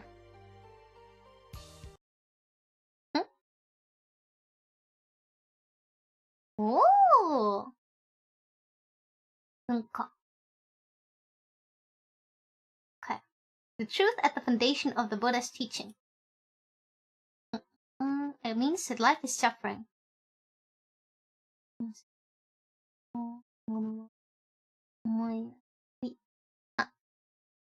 Yeah, you got an SR!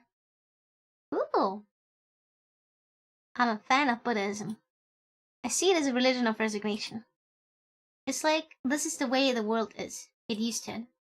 Things are never going to go how you want them to. Suffering is the core of life. Any moment without pain is a bonus. Live with the assumption that nothing will go as planned. Finding happiness is a rare occasion when it does. Yeah, kind of sums up my beliefs. Use like Gigok, main protagonist energy, and a fan of Oreimo. I actually did not watch Oreimo. I do have to say I didn't watch it. I was more interested in other anime at the time. I do, however, I like Irumanga Sensei. Everybody hates it, and I'm like, but it has Tim's illustrations. Don't worry, lazy. Go sleep. I'm not LARPing about incest. I just like other incest anime, like Yasuga no Sora. Kiss exists, okay? Get your facts straight. Okay, anyways. But I hate the kind of people who spout nonsense about living without expecting anything from other people. They're liars. You can see it in the color of their emotions. They just want to show off, acting like they don't know all of suffering and truth. But deep in their eyes, you can see it. They still believe in other people. I mean, if the average person, if your average person could achieve enlightenment that easily, there'd be no need for Buddhism, wouldn't there? Fuck! So, as long as you're alive, you'll always be suffering. That's just the way it is. I read a book by a famous psychiatrist. After delving into so many minds, this doctor apparently concluded that moments of peace or joy were rare and fleeting among the harsh realities of life. Reality gives you hope, right? Everyone is suffering. Now, I'd really rather not, but it's time. I made some human connections in a shitty world. Living is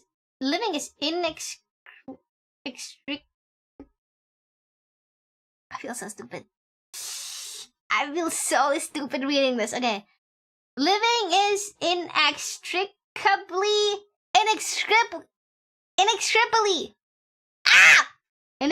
whatever, tied to relationships. I understand the word, I just cannot read it. So I'm going to power forward while I have even a little motivation. As much as it pains me, experience is necessary sustenance of creative work. Use Elmo with trust. Don't worry, reading is hard. What? If your voice gets tired, feel free to make an idle break, remember? I think my visual novel streams are usually not that long compared to like my other types of streams. To live is to suffer. Now, where shall we go? Yay! I had to Google the world. Oh.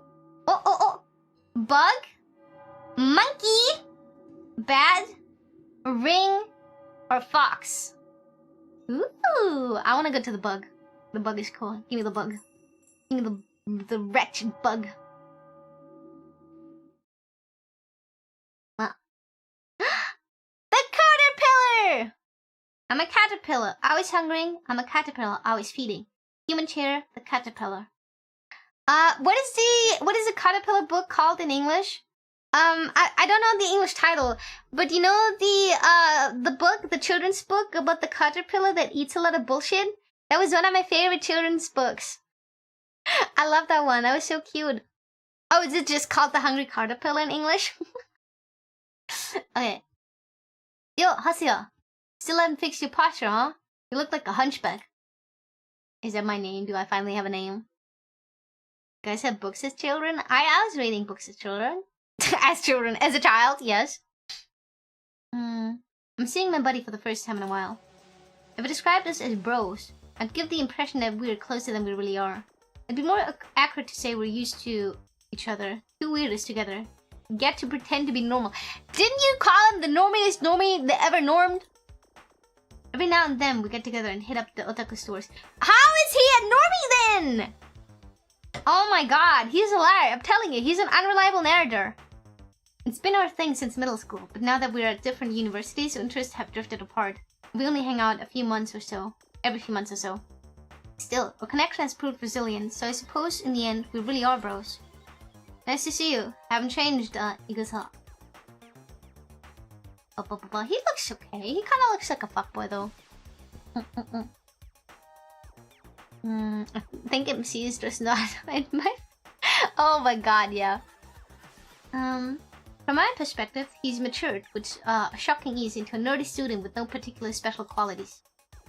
He pays the latest mobile games, occasionally buys merch. He buys merch! He is so not a normie! Talks about the anime, he's not a normie! The Zora sometimes does a little gaming. There was a time when he was more passionate about this stuff, but with the pressure of the completing his dissertation and job hunting, he started to talk more about real life stuff than fiction. Basically, he's hiding out in his college chrysalis, soon to emerge a corporate drone. Okay. From his point of view, he'll have his fair share of struggles. From an outsider's perspective, I'm sure it'll be smooth sailing. He'll manage to find a job, he'll start working, and while grappling with the tension between personal fulfillment and the daily grind, he'll earn a decent salary and get into a decent relationship. The next natural step will be marriage, and then he'll do his best to raise the kids in a somewhat stable home, ultimately passing his hopes and dreams onto the next generation. It's not necessarily a bad thing, but to a creative person, normality is the enemy. I do agree with that statement though. I would never want to have that kind of life where I just have to be like in a corporate job setting and not be able to have my creativity fulfilled to the fullest. I want to have my dreams fulfilled, and I'm gonna work really, really hard to do that. I'm already falling on point 1, bro. That's when we'll make the mistake. Why are we pandering over his crotch, by the way? Why am I looking at his crotch so much? Once you get the... Once you get the job salary, you're gonna spend it all on merch. I agree. Once with my friends talked about my main theory about movies and media, most people normally have incest. Don't believe me? Watch The Hand, Star Wars, Back in the Future, Forrest Gump. Yeah, true. Godfather, Texas Chainsaw Massacre. You're right. They have a lot of incest. Like, what was it? The thing that everybody talked about with like the dragons, and then the ending was shit. I forgot. I never watched it. God of Thrones, Game of Thrones. Game of Thrones also had a lot of incest. I don't know why people piss their pants so much when it comes about fictional incest when it's like Asian media. But the moment it's like Western media, they're like, oh yeah, that's like one of the best fucking things I've ever had. It's like a classic or whatever. Like, you're just racist. I'm sorry. I'm sorry to say, they're just racist. Having a normal job is good because then you go back home and you can indulge in your weird hobbies, yin and yang. I mean, I just want to have my weird hobbies all the time. I would not drive in a corporate environment. I low-key forgot Star Wars had incest, even if it was just kissing. They had the incest, bro. This is a Lord of the Ring, but they only know if you read the books. No one ever said they liked it. No, but they don't push around about it. They always call those movies like classic of like Star Wars is a classic. They're like, oh, it's a cult classic. Chainsaw Massacre is a cult classic in horror, right? But then you like see shit in anime, and people are like, oh, Gooner, Diddy, Blood, anime, ash, it says bullshit, And I'm like, okay, why are we saying this? For me, the only passive fiction is in anime. You see, it's good when they do it because it's something they personally like, so it's totally different. Anyone like the anime or Cynical? I do like Cynical. I have to continue. I only watched the first 2 seasons, actually. Twin Peaks, Fire Walk with Me. Gotta go now, Chad. See ya. Goodbye! Actually, incest only looked down upon in anime terms mostly, yeah. You was right though. When I was in the military, they taught all that American stuff. Never saw someone complain about RL movies incest. Yeah, there's like, I forgot the name of the movie, but there's this one fuck ass movie. I haven't even watched it. I just watched a video about it where I think this 10-year-old guy or something, he becomes like a billionaire or whatever because of something that happens, and then he flirts with that adult reporter girl, And then he's like, yeah, I wanna go out with you. You owe me that. And she's like, call me when you're an adult. And he's like, please. And he's like, no, once you're an adult. And then she kisses him on screen, on the lips, like a real actor. That was a real 10-year-old actor and a real fuck-ass 30-year-old actor. And they had an on-screen kiss. And I was like, that's disgusting. That's disgusting. Why is nobody complaining about this? Like, I do not see any online rage about this kind of bullshit. But the moment it's like drawn bullshit, it's like, oh no, how dare you? And I'm like, this is drawn. These characters do not exist. What? No real kiss happened. What? Oh my god, I forgot the name of the movie, man. Actual tongue got so smooth. It was just a smooch, but it was still a smooch on the lips, and it was really disgusting. I just saw a video about that. Yeah. What movie was that? I know what movie you're talking about. Basically, the kid gets a check from a criminal. Right. Because he almost hit with the car. Yeah. That's how he got rich or something. Back and food. Welcome back. Blank check. Thank you. That's the one. Okay, anyways. That's not necessarily a bad thing, but to a creative person, normally is the enemy. Though there's no malice in them. The banal? Banal? Anal? How do you say that word? I know what that means too. But you don't pronounce it banal, do you?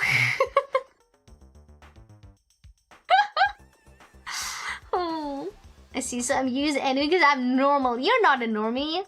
You're a weirdo. You need to add incest lore to become more popular? No. I've seen worse movies in that regard. I'll just say Brooke Shields. They did her dirty as a child. I don't know this one. I don't know who Brooke Shields is. Banal. Oh. Yeah, they only think it's weird if it's weird people stuff, right? And mostly weird people stuff is drawn shit like anime.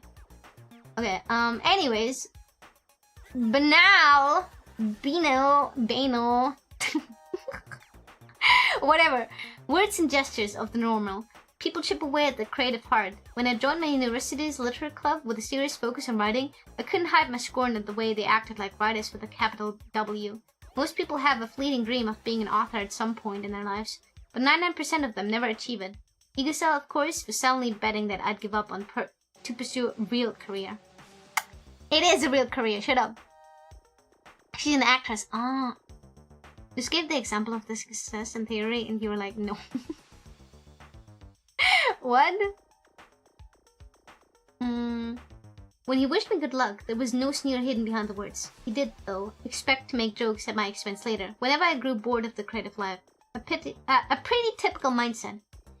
He's just a bro being a bro. How did that turn out for him? There's something awkward about him today. While he leers at an anime girl's keychain in an otaku shop, he's surreptitiously, I hate this word, gauging my erection. In my presence, his actions resemble a caterpillar scrawling, wriggling grotesquely along the ground. His mind is overcast. The average person is easily swayed by power and authority. To a regular college guy with job-hunting worries on his mind, I just had a realization, oh my god. A published author who won a debut prize is, in terms of hierarchy, up in the stratosphere. Inferiority, jealousy, envy, all that blends together in a confusion of murky emotion. Slutty, dirty gray, like when you mix it together, all the paints of your palette. Okay, so when he was like, where should we go next? And then there were like pictures of animals. We're like, where should we go next, right?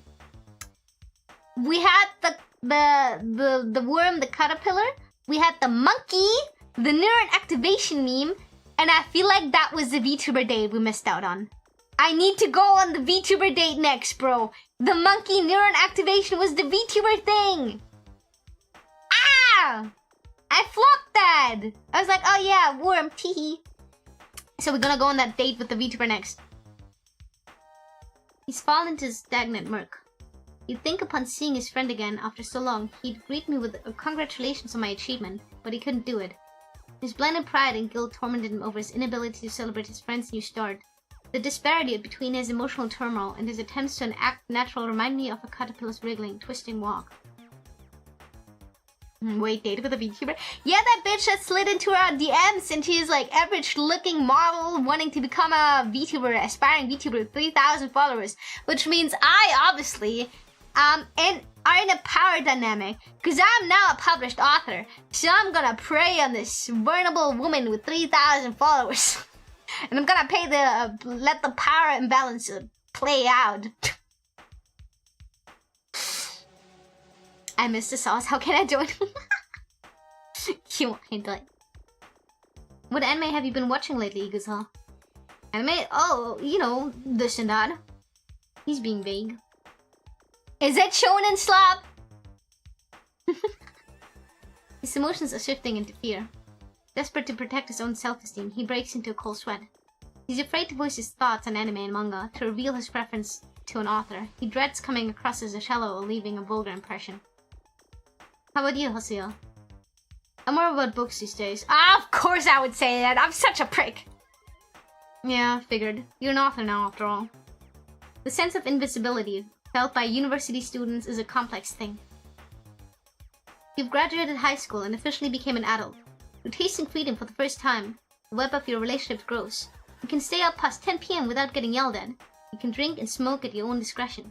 You like that feeling of, you are 19, you cannot drink yet! Your feeling of you get in the RPG after you finally finish the long-ass tutorial when the map opens up and there's an entire world to explore. He must have felt like he could do anything. Oh, okay, maybe he's 20 then. And he must have been deeply wounded to discover the vast gulf between that sense of power and freedom and the realities of life. Freedom breeds inequality. The popular kids breeze through life, the gap between him and his peers widens. He goes on social media and he finds some guy he remembers as a fellow outcast who has gone viral with his shorts, all while his insecurities and biases relentlessly hollow out his still developing soul. So watch corn? Of course you can, Yuyu. No, in Japan you have to be 20 to drink alcohol in izakayas. Me who drank his first beer with 6? Oh my god. Oh my god. Igusa is desperately trying to prevent his pride from taking a beating. Up until now, he's had the upper hand between us, being the one looking for a real job. In comparison, I was the wannabe writer, working the night shift at a convenience store. If my books never went anywhere, I'd be cast out to the world and left to rot in debt and part-time jobs. But then Igusa would be moving forward as a gainfully employed member of society. I chose this path, so I didn't care, but my chancy lifestyle put his mind at ease. Igusa, not all that clever, I expect his university life is at best metaphor. I rarely read any hint of self-confidence from him. He's so mean to his friend. I do not think about my friends like this. Because it's like salt, it's not the main ingredient, but without it, it's not tasty. Need to balance. Wait. It has a funny story too, but that's for another time. Okay.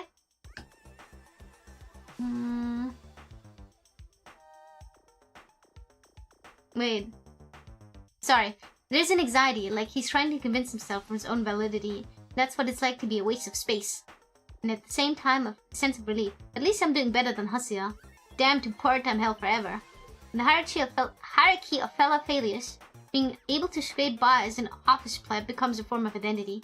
Basically, he's freaking out because the tables have been turned, and he's no longer the one looking down on me from the safe space up above. This kid reminds me of something. Once the excruciating hike through the otaku shops is over, we head to a cafe. Igusa starts conspicuously vaping. Vaping! Put that shit away! You're not. I hate this. Okay, maybe it's like a smoker-friendly cafe, but I hate vaping, bro. And his confidence increases slightly.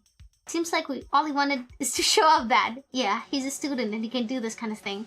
Grey haze, painted on the chaotic brain fog of his emotions, clouds my vision. Vaping is so embarrassing. Like, smoking is already bad and vaping is too, but I'd rather smoke than vape. I don't know. Like, why would you want to have this little plastic thing? You're sucking on a plastic cock. At least, like, a vape is like, I don't know. At least a smoke is like cool looking and it has aura. But like a vape is just like, bro, why are you sucking on that plastic thing, bro? Hold up, I could start vaping now. at least vaping doesn't leave smell. It does, and it smells really bad. It smells like artificial fruit, and it smells bad. Both smell really bad. Maybe I'm just delusional, but whenever people look down on me, I just tell them at least they don't need to compensate about a small dick during work. Vaping is worse, low-key. Oh. Sorry, I really, really hate vaping. If you vape and you feel personally attacked, good. Now you need to stop vaping. I'm telling you, as your nurse, you need to stop vaping now. Asuma also vaped until he died. Asuma did not vape, he smoked. Some vapes smell like microwave poop. You should stop vaping, yeah.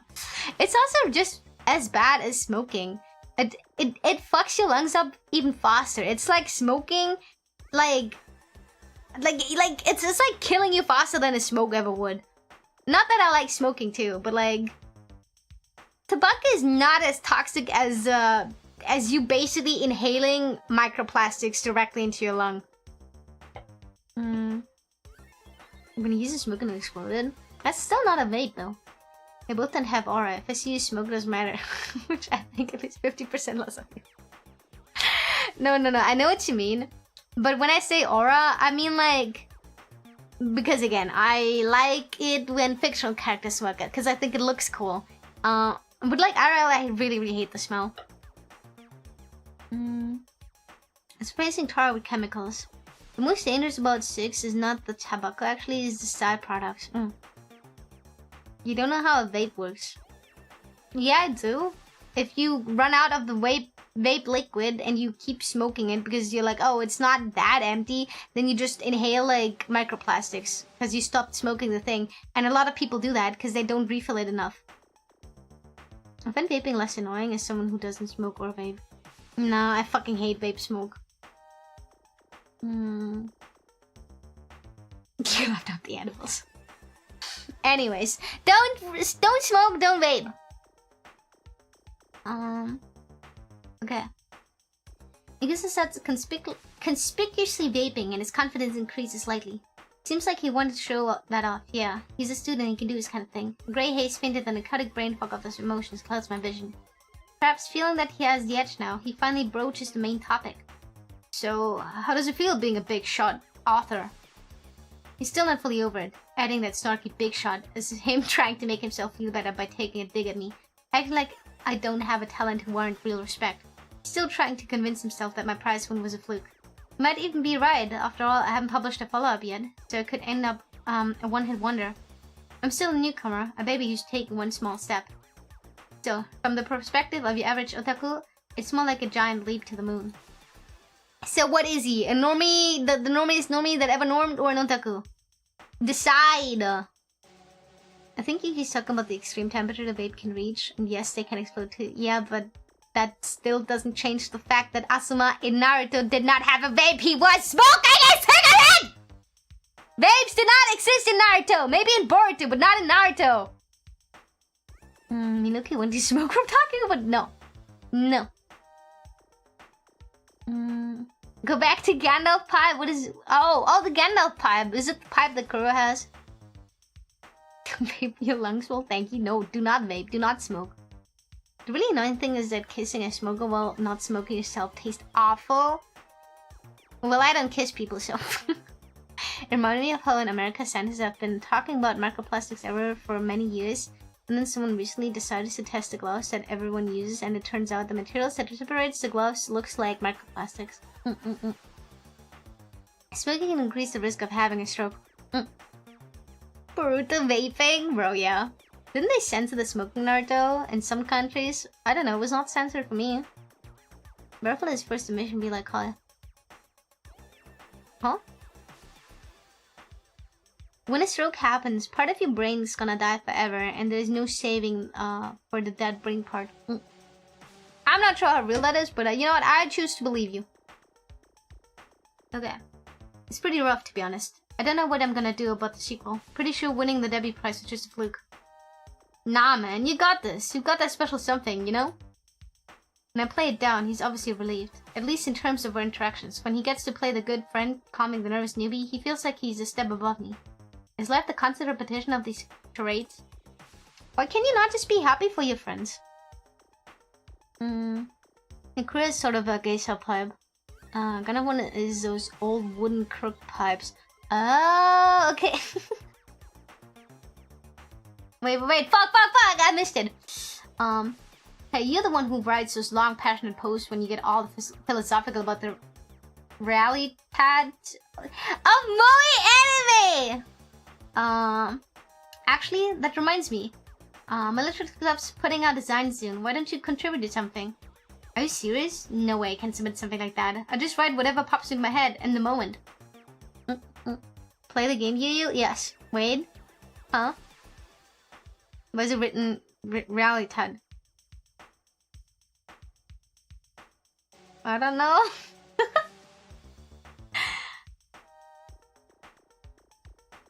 I don't know. It's a German word, is it? I don't know the random German word they put in. Imagine Gundam will geisha pipe. I'm gonna have to see a whole redesign of him with the ancient noble clothing. Do not smoke any pipe. He's right about that. His posts are slapdash trash, not even worthy of polite praise. Oh, you're so mean. You're so mean. Still, people online are probably impressed by the sheer length. People like to go herring off after a new pursuit, and his dabbling shoves their face into their own limitations. Throughout this process, they transform. These posts are clubbed together from the proactive opinions found on clickbait news sites, whether you're gushing over something or tearing it apart. Any extreme position garners reactions, and some people did respond to his essays giving him a tiny taste of success. So how is he a normie exactly when he yaps about moe online? I never heard the term slapdash trash. He's so mean. Is it a word I seldomly use? Wait, what is it? Can I smoke the package of chocolate? Yes. Yes, you can. Is that a whimsy word I should say, by the way? Maybe he's a normie because he doesn't have mind-reading powers. I'm still hung up on that. How can you be an otaku that goes to otaku shops your entire youth and you write lengthy posts online about something moe, and then you get called the normiest normie that ever normed? Like, you a piss-ass asshole! Why are you so mean to your friends? I would never talk like that about my friends. Okay, are guy friendships like that? What was the whimsy word? The German word. Maybe slapdash has similar meaning as slapstick humor. The good thing about Ikusa is that he's content with that. He won't get delusions of grandeur. That is French, right? And start writing more biased pieces, seeking praise from people who already agree with him. He's nothing if not a coward. He chose a college degree and a workday life so as not to stray away from the societal herd. How? Just because he's a corporate slave? He's still an otaku. Oh my god, he's pissing me off. Yes, okay. Some guy friendships can be complicated. Yes, we don't talk if it isn't necessary. Man, what the fuck? They're totally different from normal friends. You're a lucky guy, Hasiya. Girls are gonna be throwing themselves at you at lit club. I have a confession to make. When they say lit club instead of literature club, my brain reads it as clit club.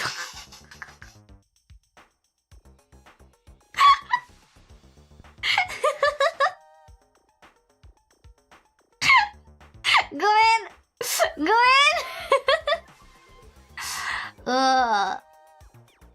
He's pissing me off. Sounds like a guy friendship. Having a fighter conflict is okay. It's none of it. Go in! Okay. Depressingly, university students' every passion seems to always boil down to sex. See? Clit club. He wants to see whether he'll steal a march on him and be the first of us to get a girlfriend. What? It's one thing for him to accept that my talent has been rewarded, but it's another more terrifying prospect for his friend to taste that delicious fruit up before him. To a horny college guy, realizing that your friend is more attractive to the opposite sex is a crushing defeat. Any guys in chat can confirm? Any guys in chat, can you confirm if this is truth? How do you like the game so far? I love it. He's pissing me off, but I love it. No? Okay, see, this is what I think. I think Kanja-sama is very nice. Not really. No comment? Is there a jealous Kanja-sama in chat, huh? Can confirm, I always thought my friends are more attractive than I am, so no wonder they get good girls. Aww. Isio advice May Naruto have bully release on English TV and cause Vapor style. What? Tastes very different. Try it. What is truth? I wasn't at. If you were a guy and you went to college and you had another guy friend that also went to college with you, and both of you were virgins at some point, and then whoever gets the girlfriend first, are you like crushed when your guy friends get a girlfriend, even though you do not like that girl, just because he gets a girlfriend? Or would you be happy for him? Like, oh yeah, sure, my guy friend got a girlfriend, whatever, happy for him. Or would you be like, I'm a pathetic piece of shit, why do I not have a girlfriend? What would you do? One of my college friends was self-conscious about girls. Always saying he had, wait, chat is going too fast, fuck. Saying he had long eyelashes, he's married now. Guys with long eyelashes, man, I swear to God. Mei's Keikagenka. Oh, just say Keikagenka then. I don't know what Mei is. I never cared when it was pretty popular myself. He is Mr. Popular! Fresh? No. I would be happy for him. See? Then again, he didn't really, fell in his lap. What do you mean? He didn't really try. I don't want a girlfriend. I have homework to do. Happy for him. I'd be concerned for him. Why would you be concerned? Jokes on them though. While they were busy enjoying youth of their life and making meaningful relationships and experience, I was busy studying and now make more than double their income. Surely that was worth it. Money can buy happiness, Happy. You smoking or vaping? I do not do any of those, no. Never even tried to smoke. I remember there was this one kid in high school, and we went somewhere together, and we climbed up somewhere. It was kind of dangerous to climb up there. And then she was like getting out to smoke, and she was like talking about her life, and was like, yeah, life sucks. And I was like, yeah, life sucks. And she was like, yeah, do you want to smoke? And I was like, no. And she was like, really? You can try it. Or are you scared? And I was like, no, I'm not scared. I just don't like the taste or smell or whatever. Like I imagine it tastes bad. Like, I don't know, if it smells that bad, it must taste bad. So I was like, no. So I declined. And then I was thinking like, oh, should I have not declined? That was my experience. That was when I could have tried out to smoke for the first time. But then I was like, no. I am better than her, that I'm not smoking as a child. I was a little bit of a mean bitch in that regard. Because I did think I was better than others for not smoking. I'm sorry. There's a nice and shy tall guy plus long eyelashes. Is that how you guys get girls? You all just have to have long eyelashes. Remember seeing when Yakihiko and Kono was alone when outside rained and Nagata and smiled? It is Yuki, what are you talking about? Are you talking about Naruto right now? My friend of 15 years just got his first full-on girlfriend while abroad, and honestly, I don't feel any particular way about it except being happy for him. See, that is nice! Fucking hell, Wi-Fi! The mountain Wi-Fi strikes again. I won't be envious. I'd give kudos express jealous humor so I don't grow into something worse, and I just move on. Don't die on me! Money can buy happiness, money can buy love even. I'm not sure about love, I'm very sure about happiness. That he didn't go that part, no. I only drank alcohol when I was like 18. That's when I tried alcohol. I was like 18, and I was like, technically I'm an adult now. I'm not supposed to, but I still did it. Cause like I was like, this is stupid. If you're an adult, you can do adult things. Why do you have to be like the adult? Why do you have to be 20 to try alcohol? So I just did it. I let my friend buy it. It was peach. It was peach soju in a can from a konbini. And then we went to karaoke together, and it was my first time drinking alcohol. And I was like, I smuggled it inside. I was like, and then I didn't like the taste, so I stopped.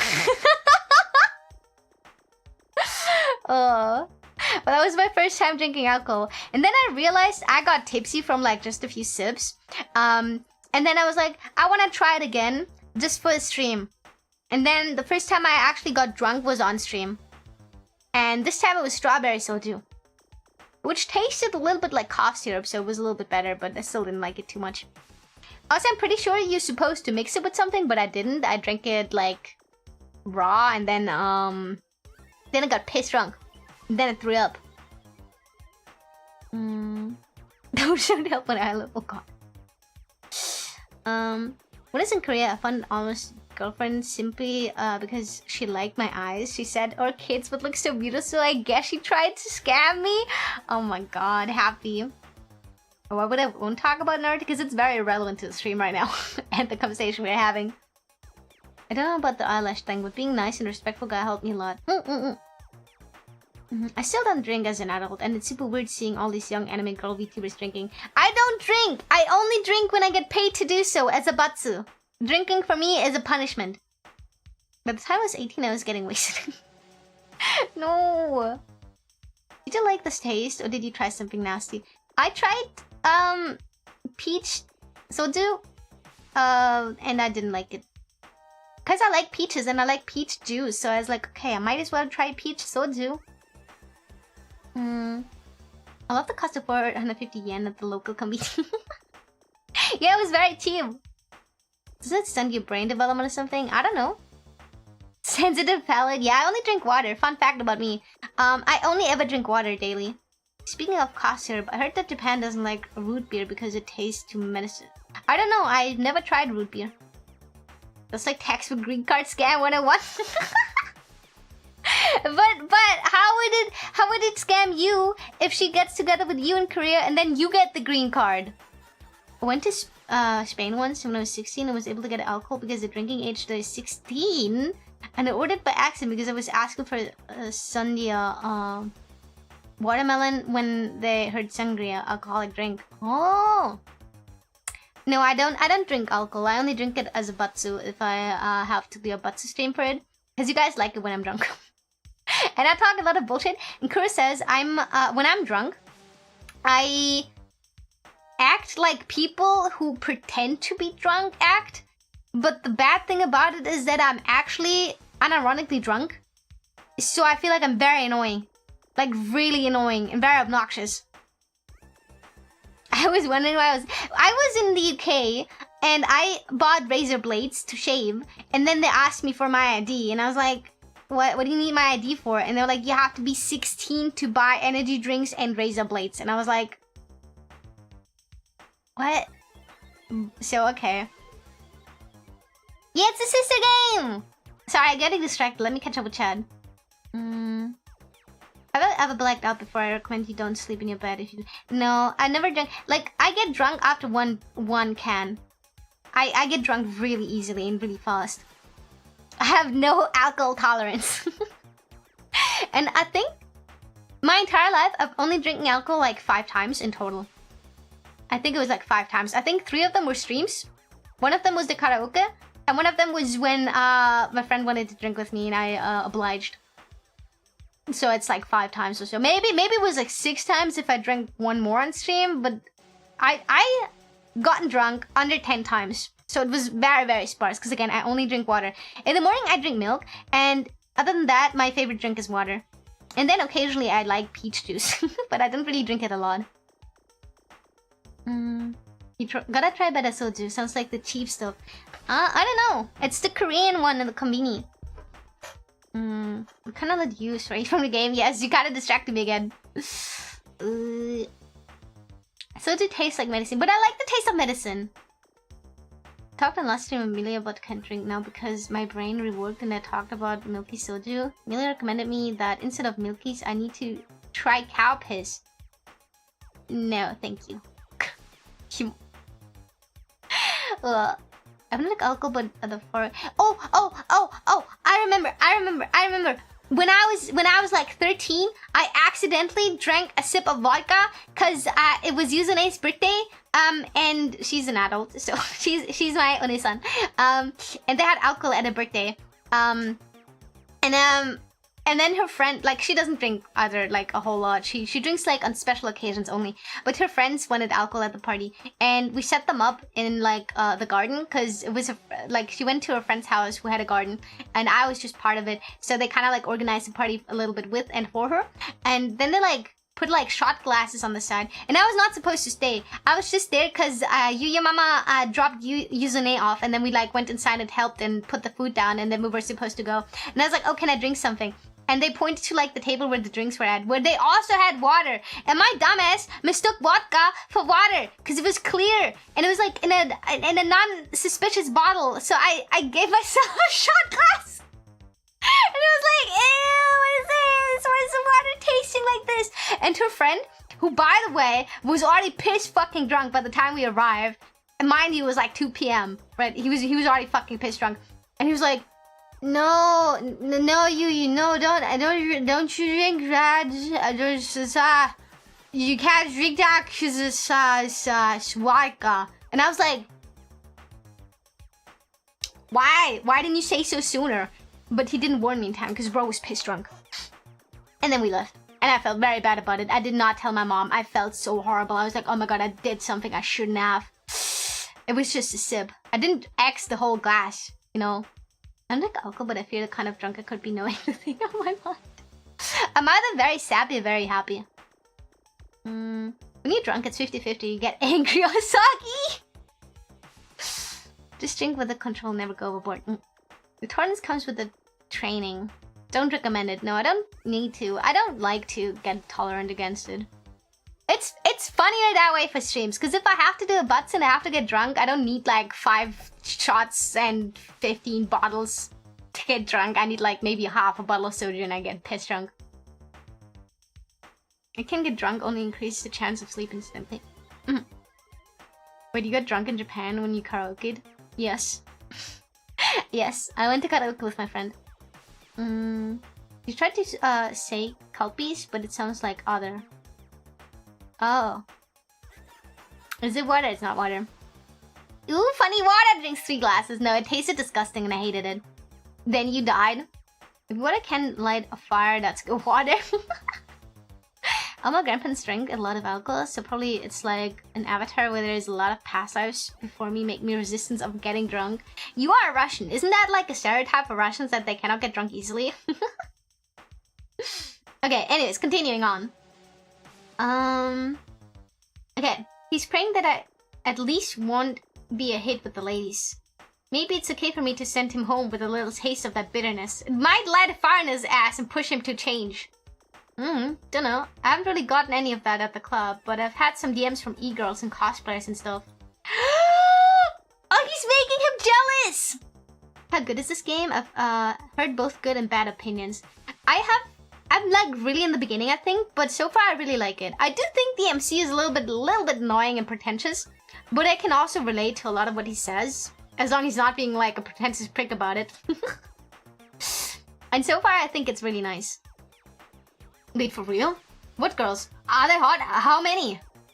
Wow, he devoured that bait. At least he tried to hide your thirst. I'm not really interested in them, but I can see why they're confident enough to slide into people's DMs. They've got the looks! Okay. Seriously, dude? I'm being such an asshole. He's generally shocked by this revelation. Yeah, he's a complete fool, but it's kind of endearing. He fits a dumb but pure stereotype. Yaoi! Childhood friend to lover! Kiss him! Get yourself a himbo! All Russians I know are immune against it? Oh my god. Is Nyarla? His writing is all about pretentious? Yeah, true. But people don't like being pinned in the wall. They wriggle.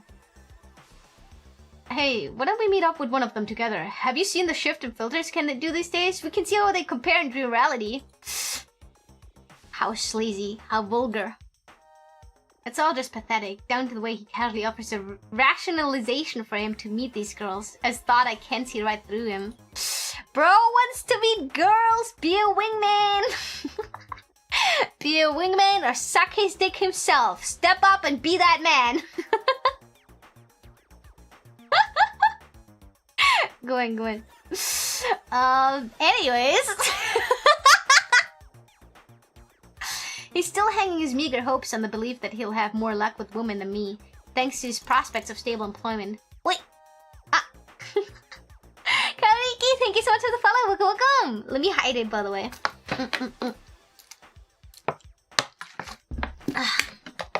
The yaoi allegations never stop. There is yaoi for every... you know what? Wait. How does the saying go? There's art for eyes to see or something.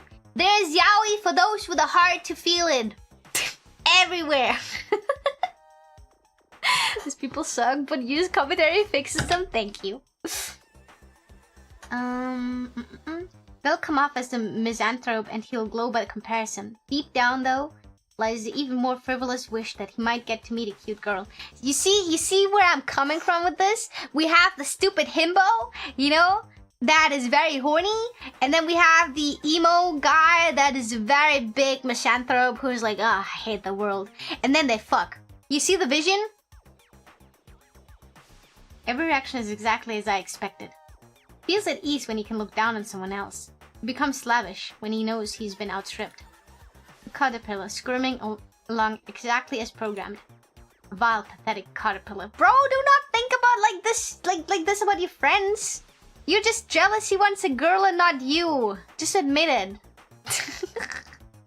Okay, I need to stop. I need to stop. I will stop the yaoi posting. I read yaoi in someone who was better than a lot of other things. See, I'm telling you, yaoi is really good. I can recommend you guys a lot of nice yaoi to read, which has a lot of plot. Cannot see the vision because this is not the realm I dwell in nearly as much as you. Okay, Netkama Punch. If you want to read a yaoi where the worst they do is just kiss, if you do not want to see the dick on dick action, just read Netkama Punch. It was a really, really good one. Yeah, keep it hating. You gonna write your own yaoi? Joke's on you. What if I already do, huh? What if I already do and I just haven't published it, huh? What if I'm a yaoi writer in my free time, huh? Still, here in Japan, there's a reasonable chance that if you put in a reasonable amount of effort, you can be reasonably happy. We also have a huge advantage simply by virtue of being born in this country. Count your blessings, Igasa. As you start your new life in your new career and metamorphose into a functioning adult, you'll forget all about me. We're headed down the different paths. The only thing I'm sure of is that we need to put a healthy amount of distance between us before we can hurt one another and grow disillusioned. Damn, I literally master life sure is a lonely one. He's so full of himself. He's like, oh, I cannot have friends because I'm such a good author. Give you the raunchiest yaoi out there? Hell yeah. I can give you that too. A Summer's Day is one where they fuck pretty much every chapter, and it still has a very nice story where you're like clutching your pearls. However, the chapters are kind of short, and they literally fuck like every 2 chapters or so. Because the plot of this is that somebody dies, and the Reaper falls in love with his victim.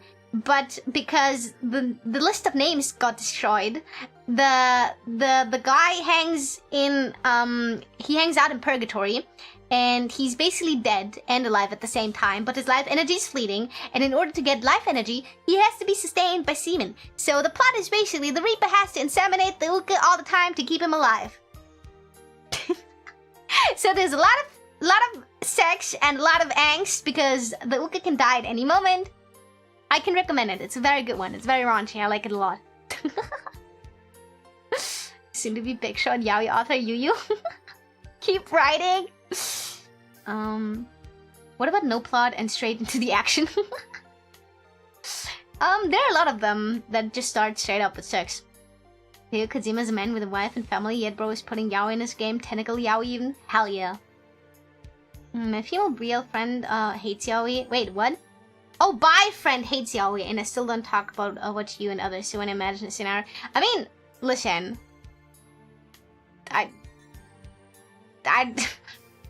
If she is female and bi, she likes guys, aka as in girls x guys, and girls x girls. So why would she have an interest in yaoi?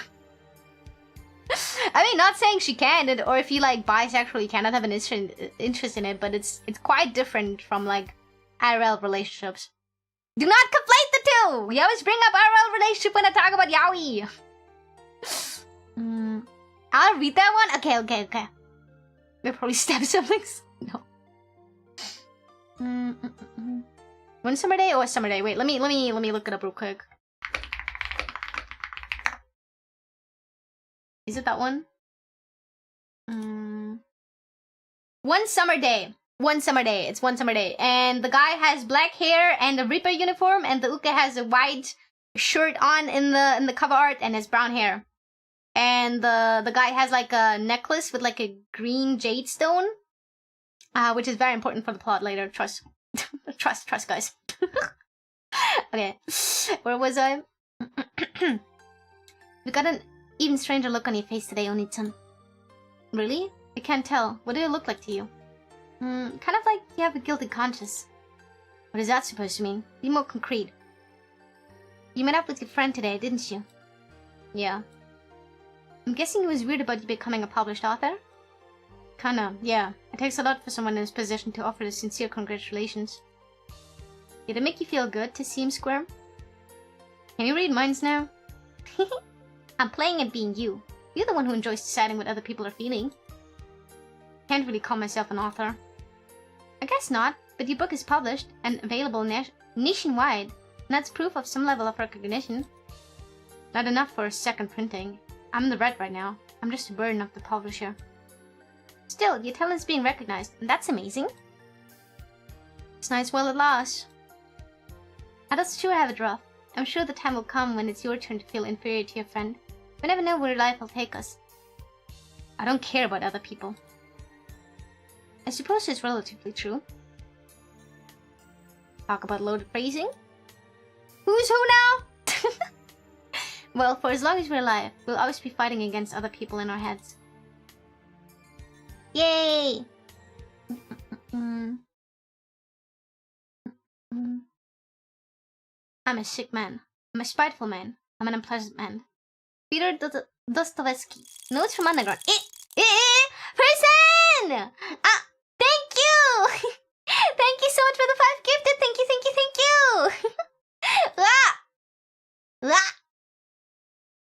What is now? Oh, monkey! Oh my god, thank you! You can always watch the VOD. The VOD I heard is pretty cool. And you should totally watch it on YouTube and watch my lore video too, because I would like for it to have more views. Thank you! Thank you! That's not the neuron activation monkey. It's pretty much the neuron activation monkey. I swear to God! It's either this one, that is the date with the VTuber, or this one. It might be the ring, actually, now that I think about it. But if the ring wouldn't be there, it would be the neuron activation monkey. There's a bigger moment to this. Also, in my country, there's a lot of taxes of sugar, so less sugar in drinks, unfortunately. I do have to say, Kanja-sama, I might stop it here, though. 3 hours is kind of like a good time, and I think this is like a good stopping point, because I haven't eaten, so I should probably eat something today.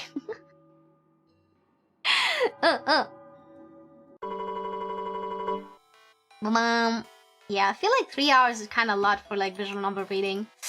My mouth gets fuzzy! But you know what? I'm glad we were able to reschedule the stream, and I'm glad I got to stream it without ISP-tama blowing up again. No, I still haven't eaten. Come on. I know. My eating schedule, my sleeping schedule, horrible, I know. I'm glad to catch some of it. Thank you! You know what? I will force you to watch my debut. You have to watch my debut, because I'm really proud of it. So you have to watch it. Do you plushie have a hole? No. But you can't take off. You can't take off the pantsu. You guys can be so lucky. I wanted the pantsu to be permanent on, okay? And then we couldn't because of the shima pun. It would interfere with the consistency of the shima pun. So now you can take off the pantsu. What? Yeah, you can remove all the clothes and then you can put me in other clothes. If you buy cinnamon roll plushy clothing, you can put me in that. We can glue it onto you. You could, true. Otaku fan service. Yeah, you can take off the shima pun. You should join the Discord. Thank you, Pixel. Good reminder. Go join the Discord. Wait. What? Get the hot glue gun for that. Hell yeah. You should. You totally should. You should not be lewd with me, okay, Kanja-sama? Don't be lewd. You have to treasure me. You have to marry me if you want to be lewd with me. No sex before marriage, guys. That will cause unwanted pregnancies, guys. That's not good. It's not good. Be mindful. How have you been? I'm good. How about you? 3rd-degree Yubo burns? Why? Wait. Why burns? Too bad. No, you can do what you want with the plushie. I don't care. As long as you love me lots and take care of me and don't let me get eaten by fucking rodents in the fucking attic. I don't mind. Just have fun with it. And post lots of pictures. You should take me on airplanes and bus rides and bicycle rides or whatever else you drive. And then you can take pictures and show the world to the Yumo. What, he married you? The Utopia or whatever? True. I'm sure the rodent had lots of fun. He mauled me to death and then swallowed me whole. Can't believe you would do that. Can't believe you would do that. Also, I am gonna raid my girl Yuchi, because Yuchi is currently online, and I am having a collab with Yuchi on Thursday, so let's go and raid the Red Oni. It's gonna be her first introduction to Omegaverse, and I'm really happy I can be the one to shatter her world, so don't you dare mention anything! We have to get her reaction live on stream on the collab when I shatter her world with nice Omegaverse knowledge, because she's untouched and pure by those rancid Omegaverse thoughts. Okay. Kanja-sama, I hope you have lots of fun. My next stream will be tomorrow, actually, and I think we're gonna do Choicer Voicer. So, I love you lots, Kanja-sama, and I hope you had a great time with the sister game. And I will say goodbye now, and I'm gonna go and eat something. Okay, say goodbye with me. 3, 2, 1.